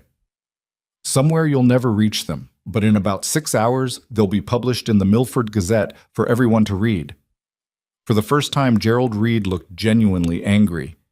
"You're making a serious mistake." "The only mistake was yours," Alira said. "Keeping records of your crimes. Did you really think no one would ever find them?" Gerald stared at her, and Alira saw the calculation behind his eyes. He was weighing options, measuring risks. Finally, he spoke. "Kill them." The words hung in the air. The riders raised their weapons. Alira closed her eyes, waiting for the gunshot. Instead, she heard horses. More horses coming fast from the direction of town. She opened her eyes and saw riders emerging from the darkness. At least 20 of them, maybe more. At the front was Thomas Whitmore, holding a lantern high. "Gerald Reed," Thomas's voice rang out. "Stand down!" Gerald turned, startled. "Thomas, this doesn't concern you." "Like hell it doesn't. These people are under my protection, and unless you want to explain to the whole town why you're threatening them with murder, I suggest you leave." "You're bluffing. You don't have the authority." "Maybe not, but they do." Thomas gestured to the riders behind him. Alira recognized several faces, parents whose children had testified against Silas, business owners who'd read the articles, even a few members of the town council. All armed, all watching Gerald with hostile eyes. The balance of power had shifted. Gerald Reed sat very still on his horse, his face a mask. Then, slowly, he smiled. "This isn't over, Miss Vane." "Yes," Alira said quietly. "It is." Gerald turned his horse and rode away, his men following.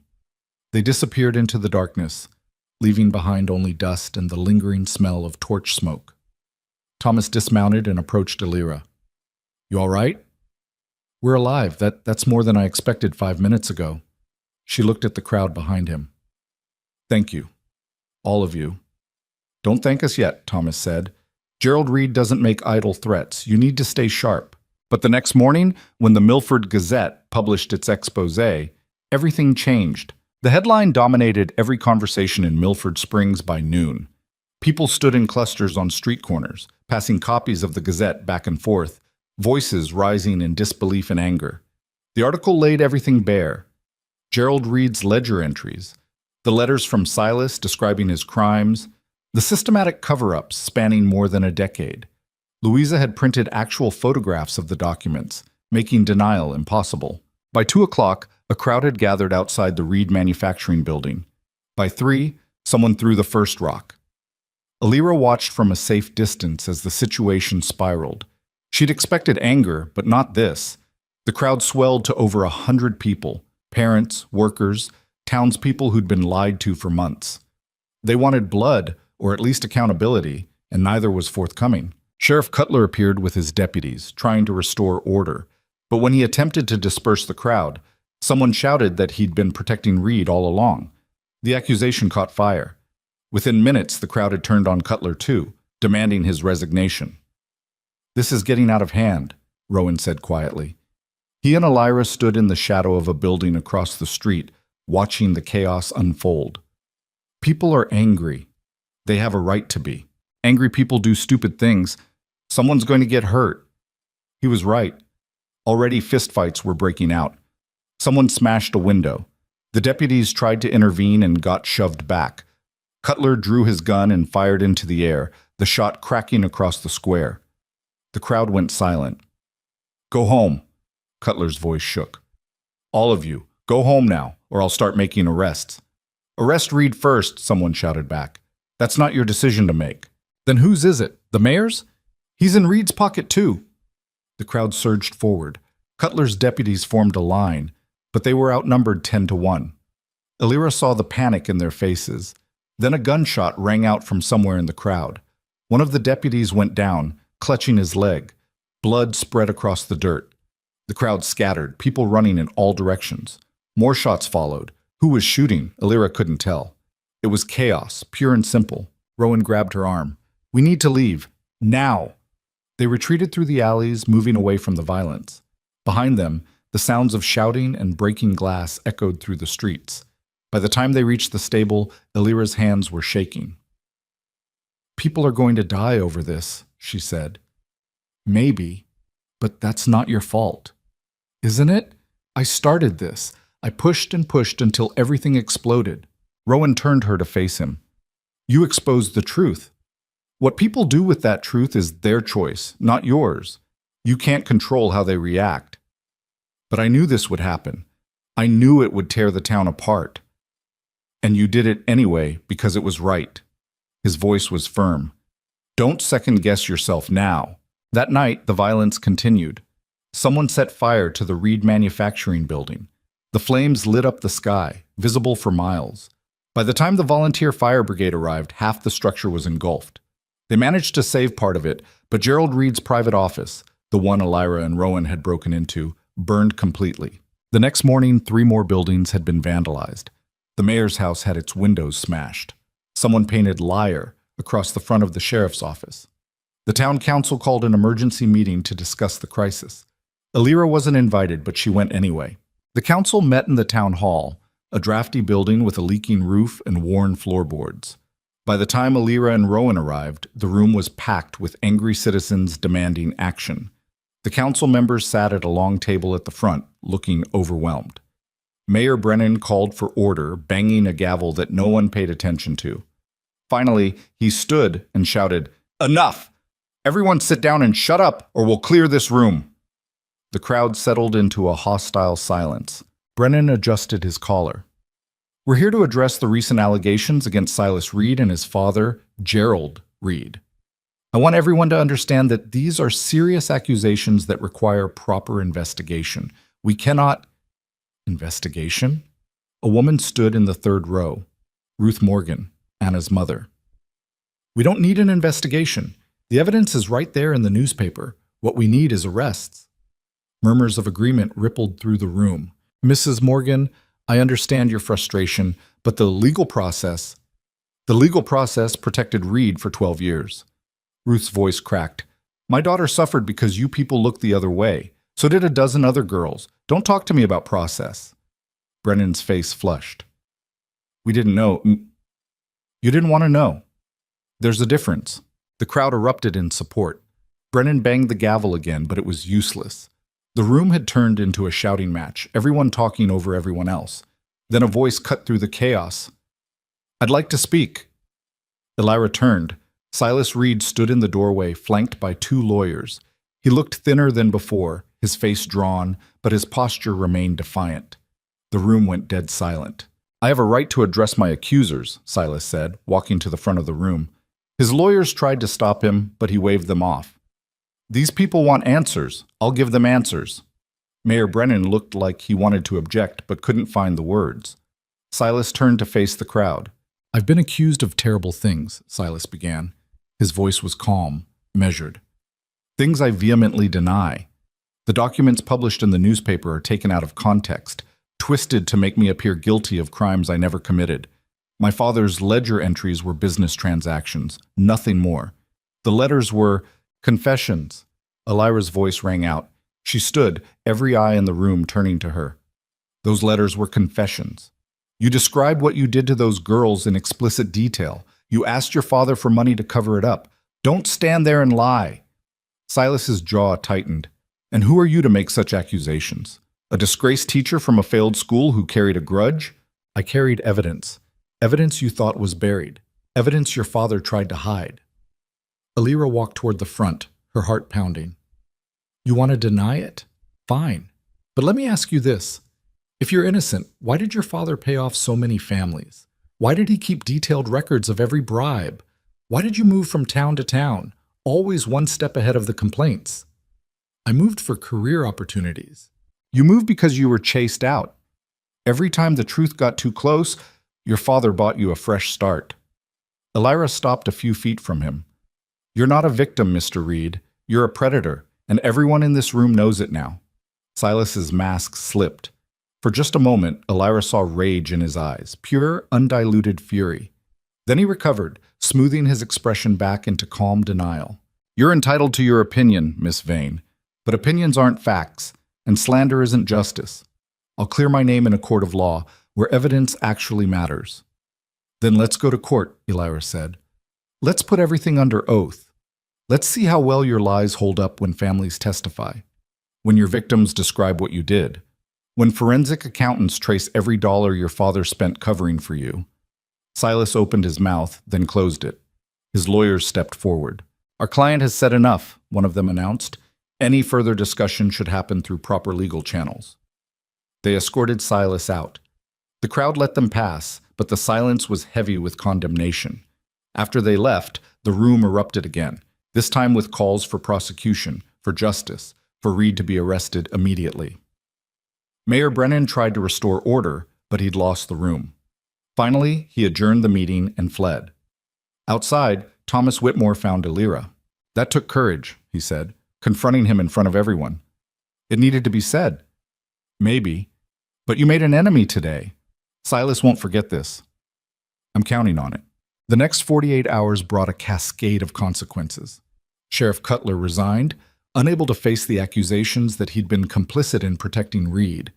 The deputy who'd been shot in the riot survived, but announced he was leaving law enforcement. Mayor Brennan called for an independent investigation into the Reed family's activities, but by then, it was too late. The damage to his reputation was done. Gerald Reed, meanwhile, disappeared. His house stood empty. His business shuttered. Rumors spread that he'd fled east to avoid prosecution, that he'd liquidated assets and gone into hiding. No one knew for certain, but his absence felt like an admission of guilt. Silas, however, stayed. That surprised Elira. She'd expected him to run with his father.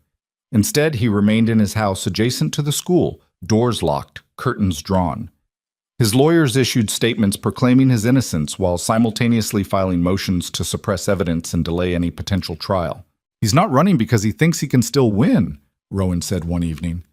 They were in the stable loft reviewing the latest developments.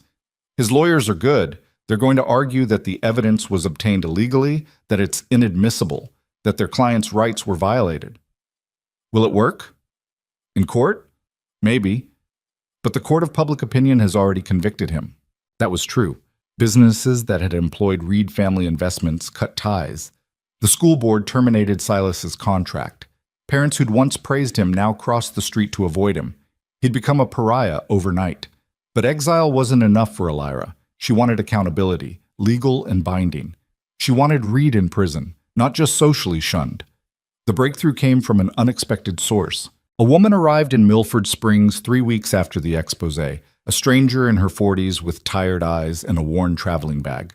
She went straight to the Gazette office and asked for Louisa Hart. Louisa brought her to the stable that evening. "This is Margaret Caldwell," Louisa said. "She read about the Reed case in a newspaper 2 states over. She has a story you need to hear." Margaret sat down, her hands clasped tightly in her lap. When she spoke, her voice was steady, but pained. 15 years ago, I was a student in a small town called Riverside. Silas Reed was my teacher. I was 13. She paused, gathering strength. He assaulted me. When I told my parents, they went to the school board. Reed's father showed up with lawyers and money. My family was poor, we couldn't fight them. They made us sign papers saying we wouldn't pursue the matter, paid us $500, and told us to move on. Elira felt cold settle into her chest. "Did you keep the papers?" "Yes. Everything. I've carried them for 15 years, waiting for a chance to use them." Margaret pulled documents from her bag. "When I read that Reed was finally being exposed, I knew it was time. I want to testify. I want to make sure he can't hurt anyone else." Louisa took the documents carefully. "This is exactly what we need. Physical proof of a payoff, a signed agreement acknowledging the complaint. This predates everything in Gerald's ledger." "Will it help convict him?" Margaret asked. "It'll help build a pattern, show that this behavior goes back further than anyone realized." Louisa looked at Elira. "With Margaret's testimony and the documents we already have, we can push the district attorney to file charges." But the district attorney, a man named Howard Finch, was reluctant. When Elira and Louisa met with him, he expressed concerns about the evidence. "Most of this was obtained through illegal means," Finch said, tapping Gerald's ledger. "Breaking and entering, theft. A good defense attorney will get it thrown out." "What about Margaret Caldwell's testimony?" Elira pressed. "She has documentation that predates everything we found." "That helps. But one victim from 15 years ago isn't enough to convict on current charges. We need more. There are families here willing to testify, families who've been influenced by media coverage. Defense will argue they're jumping on a bandwagon, motivated by money or attention." Finch leaned back in his chair. "Look, I want to prosecute Reed as much as you do, but I need a case that won't fall apart in court. Right now, I don't have that." Elira felt frustration boiling over. "So he just walks free?" "I didn't say that. I said I need more evidence, solid, legally obtained evidence. Can you give me that?" Elira couldn't answer. That night, she sat in the stable loft, staring at the documents spread before her. Everything they'd fought for, all the risks they'd taken, and it still might not be enough. The system was designed to protect men like Reed, to create obstacles and technicalities that shielded the guilty. "I don't know what else to do," she admitted to Rowan. "We've exposed him, ruined his reputation, destroyed his father's business, but none of that puts him in prison. Maybe prison isn't the only form of justice. It's the only form that matters." Rowan was quiet for a moment. "Is it? You wanted Reed to answer for his crimes, to feel powerless, afraid, alone. That's what you told him. He's experiencing all of that now. He can't work, can't show his face, can't live without people knowing what he is. Isn't that a kind of justice? It's not enough. Maybe it has to be." Elira wanted to argue, but exhaustion weighed on her. She'd been fighting for months, first to survive the desert, then to expose Reed, then to see him prosecuted. The battle had consumed her, and she wasn't sure she had anything left. The resolution came not with a dramatic trial, but with a quiet morning 2 weeks later. Elira was at the Gazette office, helping Louisa sort through letters from other victims who'd come forward, when Thomas Whitmore arrived with news. "Reed's gone," Thomas said. "Left town last night. Someone saw him boarding the eastbound train with 2 suitcases. Elira's stomach dropped. "He ran." "Looks that way. His house is empty. No note, no forwarding address. We have to find him. If he disappears, he won't disappear completely," Louisa interrupted. "Men like Reed can't vanish. They leave trails, financial records, forwarding addresses, connections. We'll find him eventually." But Elira knew the truth. Reed was slipping away, escaping consequences once again, all their work, and he'd still managed to evade justice. That afternoon, a letter arrived at the Gazette office. It was addressed to Alira. She opened it with trembling hands. Inside was a single page in Silas Reed's handwriting. Miss Vane, you've won. I hope that brings you satisfaction. My life here is destroyed, my reputation ruined, my career finished. I'll spend the rest of my days looking over my shoulder, wondering when someone like you will find me again. You wanted me to feel powerless. Mission accomplished. But don't mistake exile for justice. I'm still free. I'll go somewhere new, start over, become someone else. You can't watch me forever. And eventually, people forget. Stories fade. I'll survive this, just like I've survived everything else. You fought hard. But men like me always land on our feet. S.R. Alira read the letter 3 times, rage building with each pass. He was right. He'd escaped. All the exposure, all the evidence, and he'd simply walked away. She showed the letter to Rowan. "Arrogant bastard," Rowan muttered. "He's taunting you. He's telling the truth. He's going to start over somewhere else, and we can't stop him." "Yes, we can." Rowan took the letter. "He thinks he's won because he got on a train, but that letter is a confession. He's admitting he did everything we accused him of. He's just framing it as inevitable. So what do? We publish it. We send copies to every newspaper, every school board, every sheriff's office within 500 miles. We make sure that wherever Reed goes, this letter follows him. We make sure he can never hide again." Louisa agreed immediately. "I'll run it tomorrow, and I'll send it to every editor I know. Reed thinks distance will protect him, but we'll make distance irrelevant." The letter ran in the Gazette the next day, alongside a detailed physical description of Silas Reed and a request for anyone who encountered him to contact authorities. Other newspapers picked up the story. Within a week, Reed's letter and face were circulating across multiple territories. 2 weeks later, word came that Reed had been spotted in a town 300 miles east. He'd tried to secure a teaching position using a false name. Someone recognized him from the newspaper descriptions and alerted the local sheriff. Reed fled before he could be arrested, but the pattern held. Every time he surfaced, someone recognized him, and he had to run again. He'd become a fugitive not from the law exactly, but from his own reputation. "It's not prison," Alira said one evening, reading the latest report. "But it's something." "It's him living the rest of his life looking over his shoulder," Rowan replied, "unable to hurt anyone else because everyone knows what he is. That's a different kind of cage."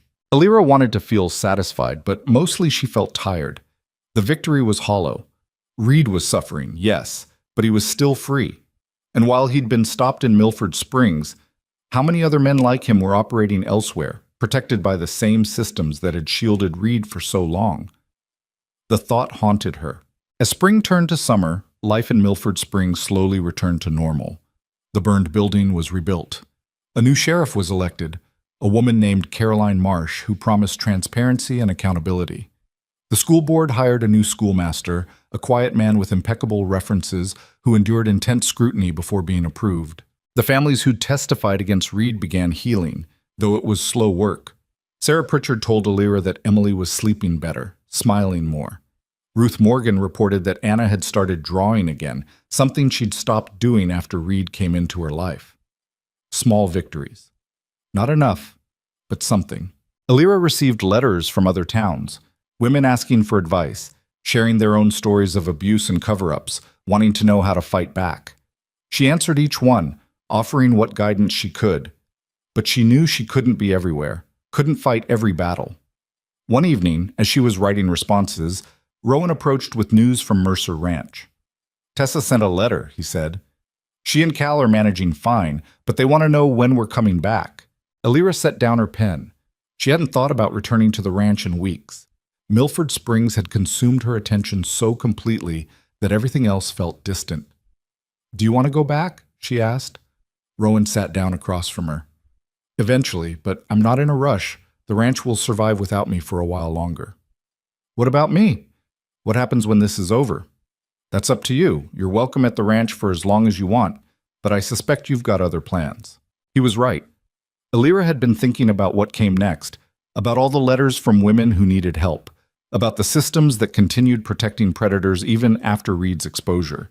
She couldn't fix everything, but maybe she could help more than just this one town. I think I want to keep doing this, Alira said slowly. Not just Reed, but others like him. Women keep writing to me, asking for help. Maybe I can give it. That's dangerous work. Everything worth doing is dangerous. Rowan smiled. Fair point. He paused. You'll need help. Resources, connections, people you can trust. Are you offering? I'm saying the ranch is a good base of operations, and Tessa's been itching to get involved in something bigger than account books. She'd probably volunteer in a heartbeat. Alira felt something shift in her chest. Not quite hope, but possibility. For the first time in months, she could see a path forward that didn't end with collapse or defeat. I'd like that, she said. The decision to leave Milford Springs came 2 weeks later. The town no longer needed her. The systems were changing slowly, new leadership was in place, and the families were beginning to rebuild. Alira's work here was done. On her last day, she visited the families who'd testified. Sarah Pritchard thanked her with tears in her eyes. Ruth Morgan gave her a quilt Anna had made, each square stitched with careful precision. Thomas Whitmore walked her to the train station, carrying her bag. Agnes would be proud, Thomas said as they waited on the platform. You finished what she started. I just exposed the truth. The hard work of healing, that's on the families. Maybe. But exposure was the first step. Without it, nothing else could happen. He handed her a small wrapped package. This was Agnes's. She wanted you to have it. Alira unwrapped the package. Inside was a leather-bound journal, empty pages waiting to be filled. She kept journals her whole life, Thomas explained. Wrote down everything she learned, everything she saw. She thought you might do the same. Document the fight. Help others learn from it. Alira held the journal carefully. Thank you for everything. Thank you for having the courage to stand up. Not many people do. The train arrived with a blast of steam and grinding metal. Alira boarded, finding a seat by the window. As the train pulled away, she watched Milford Springs recede into the distance, the town where she'd fought her hardest battle and come out scarred but standing. Rowan sat beside her, quiet and steady. You all right? He asked. I think so. Any regrets? Alira thought about that. She'd broken laws, destroyed lives, torn apart a town's social fabric. She'd made enemies who would hate her forever. She'd sacrificed any chance at a quiet, normal life. No, she said finally. No regrets. The train carried them west, back toward Mercer Ranch, back toward whatever came next. Alira opened Agnes's journal and wrote the first entry, documenting everything that had happened in Milford Springs, not as a story, but as a guide. For herself, for others who might need it, for anyone willing to fight when the system failed. She wrote until the light faded, until her hand cramped, until Rowan gently took the pen and told her to rest. Alira closed the journal and looked out the window at the darkening prairie. Somewhere out there, Silas Reed was running, looking over his shoulder, unable to escape his past. Gerald Reed was in hiding, his empire crumbling. The truth was out, spreading like fire through dry grass, impossible to contain or control. It wasn't perfect justice, but it was something. And sometimes, Alira was learning, something was all you could hope for. The ranch appeared on the horizon 3 days later. The familiar wooden fence, the well-maintained buildings, the green grass that seemed impossible in a drought-stricken region. Tessa stood on the porch, Cal beside her, both waving as the wagon approached. Home. The word felt strange in Alira's mind. She'd been homeless for so long, drifting from place to place, that the concept seemed foreign. But watching Tessa's smile, seeing Cal's shy wave, feeling Rowan's steady presence beside her, Alira understood something fundamental had changed. She'd started this journey as a woman fleeing her past, carrying guilt and fear like stones in her pockets. She'd nearly died in the desert, been rescued by strangers, and thrown herself into a battle she had no guarantee of winning. And she'd won. Not completely, not perfectly, but enough. Enough to matter. Enough to make a difference. Enough to prove that silence wasn't the only option when faced with injustice. As the wagon pulled up to the house, Tessa rushed forward. You look terrible, Tessa said, pulling Alira into a hug. Alira laughed despite herself. I feel terrible. Then you're staying put for a while. No arguments. You're going to eat proper meals, sleep in a real bed, and stop trying to save the world for at least 2 weeks. 2 weeks might not be enough. Then 3 or 4. However long it takes. Tessa released her and stepped back, studying Elira's face. You did good work out there. We read about it in the papers. The whole territory's talking about what you did. It wasn't just me. No, but you started it. That takes guts. Inside, the house was exactly as Elira remembered. Warm, solid, real. Cal helped carry her bags upstairs to the same room she'd recovered in months ago. It felt like returning to a beginning, a full circle that somehow made sense. That night, over dinner, Elira told them everything. Tessa listened intently, asking sharp questions. Cal said little, but watched with those careful eyes that missed nothing. Rowan filled in details Elira glossed over, making sure the full story came out. When Elira finished, Tessa sat back in her chair. So what now? Tessa asked. You planning to rest on your laurels, or are you going to keep fighting? Keep fighting, Elira said without hesitation. There are too many stories like Reed's, too many places where the system protects predators instead of victims. Figured you'd say that. Tessa exchanged a look with Rowan. We've been talking. If you want to keep doing this work, the ranch can serve as a base. We've got space, resources, connections. And frankly, I'm tired of just managing accounts. I want to be part of something that matters. Elira felt warmth spread through her chest. You'd do that? Someone has to. Might as well be us. Cal spoke up for the first time. I can help too, with research, letters, whatever you need. Elira looked around the table at these people who'd become something more than allies. They'd become family. Not through blood or obligation, but through shared purpose and mutual respect. Thank you, Elira said quietly. All of you. Don't thank us yet, Rowan said with a small smile. This work's going to be dangerous. It's going to make enemies. It's going to cost us. I know. Good. As long as we're all clear on that. They spent the next week setting up what Tessa jokingly called the operation. A corner of the ranch house became an office, filled with files, correspondence, and documents.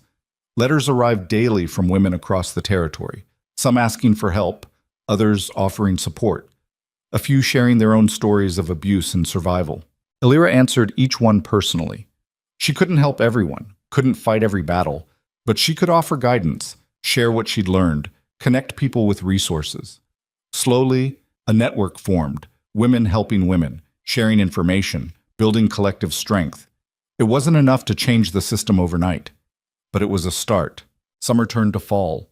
The drought finally broke, rain falling in sheets across the prairie, soaking into soil that had been dry too long. The land responded, green sprouting where brown had dominated for years. It felt symbolic somehow, like the region was exhaling after holding its breath. One evening, Elira sat on the porch watching the sunset. The sky was painted in oranges and purples, clouds catching the last light. She held Agnes's journal, now half filled with entries documenting cases, strategies, lessons learned. Rowan joined her, 2 cups of coffee in hand. He offered her one, then sat in the chair beside her. You thinking about Reed? He asked. Always. Last I heard, he was spotted in Colorado, tried to get work at a mine. Someone recognized him and ran him off. Good. Elira sipped her coffee. He'll keep running. Eventually he'll run out of places to go. Does that bother you, that he's not in prison? Elira considered. Yes, but I'm learning to accept that justice doesn't always look the way we want it to. Reed's life is destroyed. He'll never teach again, never hold a position of authority, never have the power to hurt children. That's not prison, but it's not freedom either. And his father? Gerald Reed's business collapsed. His political connections dried up. Last I heard, he's living in a boarding house in St. Louis, working as a clerk. From empire builder to anonymous nobody. Elira paused. It's not what I wanted, but it's something. They sat in comfortable silence, watching night settle over the ranch. In the distance, Cal was closing up the barn. Tessa's lamp burned in the office window, working late as always. Do you ever regret it? Rowan asked. Walking across that desert, nearly dying, everything that came after? Elira thought about the woman who'd collapsed at the fence months ago, starving, desperate, carrying a ledger she didn't know what to do with. That woman had been broken by trauma, paralyzed by fear, convinced she was powerless. She wasn't that woman anymore. No, Elira said. I don't regret it, because that walk led me here. To this place, these people, this work. I found something I didn't know I was looking for. What's that? Purpose. And the strength to pursue it, no matter the cost. Rowan nodded. Your teacher back in Ashton Flats, the one who nearly died fighting Reed's system. You think she'd be proud? Elira smiled. That teacher died in the desert. I'm someone else now. Who are you then? She looked out at the land spreading before her, vast and unforgiving but no longer frightening. She thought about the letters waiting inside, the women counting on her, the battles yet to come. Someone who doesn't stay silent anymore, Elira said. Someone who fights. Inside the house, Tessa called that dinner was ready. Rowan stood and offered Elira his hand. She took it, letting him pull her to her feet. Together they walked inside into warmth and light and the company of people who'd chosen to stand beside her. The ledger that had started everything sat locked in a drawer upstairs, not hidden, but retired. It had served its purpose. Elira didn't need it anymore. The evidence was out in the world now, spreading through newspapers and courthouses and conversations. The truth couldn't be buried again. As she sat down to dinner, surrounded by family she'd chosen rather than inherited, Elira felt something she hadn't experienced in years. Peace. Not the absence of conflict, but the acceptance of it. The understanding that some battles never truly end, they just change shape. And she was ready for whatever came next. The frontier had tried to kill her. Instead, it had forged her into something harder, sharper, stronger. She'd walked into the wilderness broken and emerged whole. Not healed exactly, some wounds never fully close, but functional, capable, dangerous in the ways that mattered. Men like Silas Reed had counted on her silence, on her fear, on the system grinding her down until she gave up. They'd miscalculated badly, because Elira Vane had learned the most important lesson the frontier could teach. Survival wasn't enough. You had to decide what you were surviving for, and once you knew that, once you found your purpose, nothing could stop you. Not drought, not distance, not powerful men with money and influence. Nothing. Outside, the stars emerged one by one, bright against the darkening sky. The wind carried the smell of rain-soaked earth and new growth. Somewhere out there, injustice continued. Predators hid behind respectability. Systems failed the people they were meant to protect. But also out there, women were reading Elira's story, learning from her example, finding courage in her courage, beginning to understand that silence was a choice, not a requirement. The work would continue. The battles would keep coming. But tonight, in this moment, Elira allowed herself to simply exist, to eat dinner with people she loved, to laugh at Tessa's dry humor, to watch Cal slowly open up, to feel Rowan's quiet strength beside her. She'd earned this. The peace, the belonging, the sense that she was exactly where she was supposed to be. Tomorrow, there would be more letters to answer, more cases to investigate, more fights to wage. But tonight, she rested, and that was enough.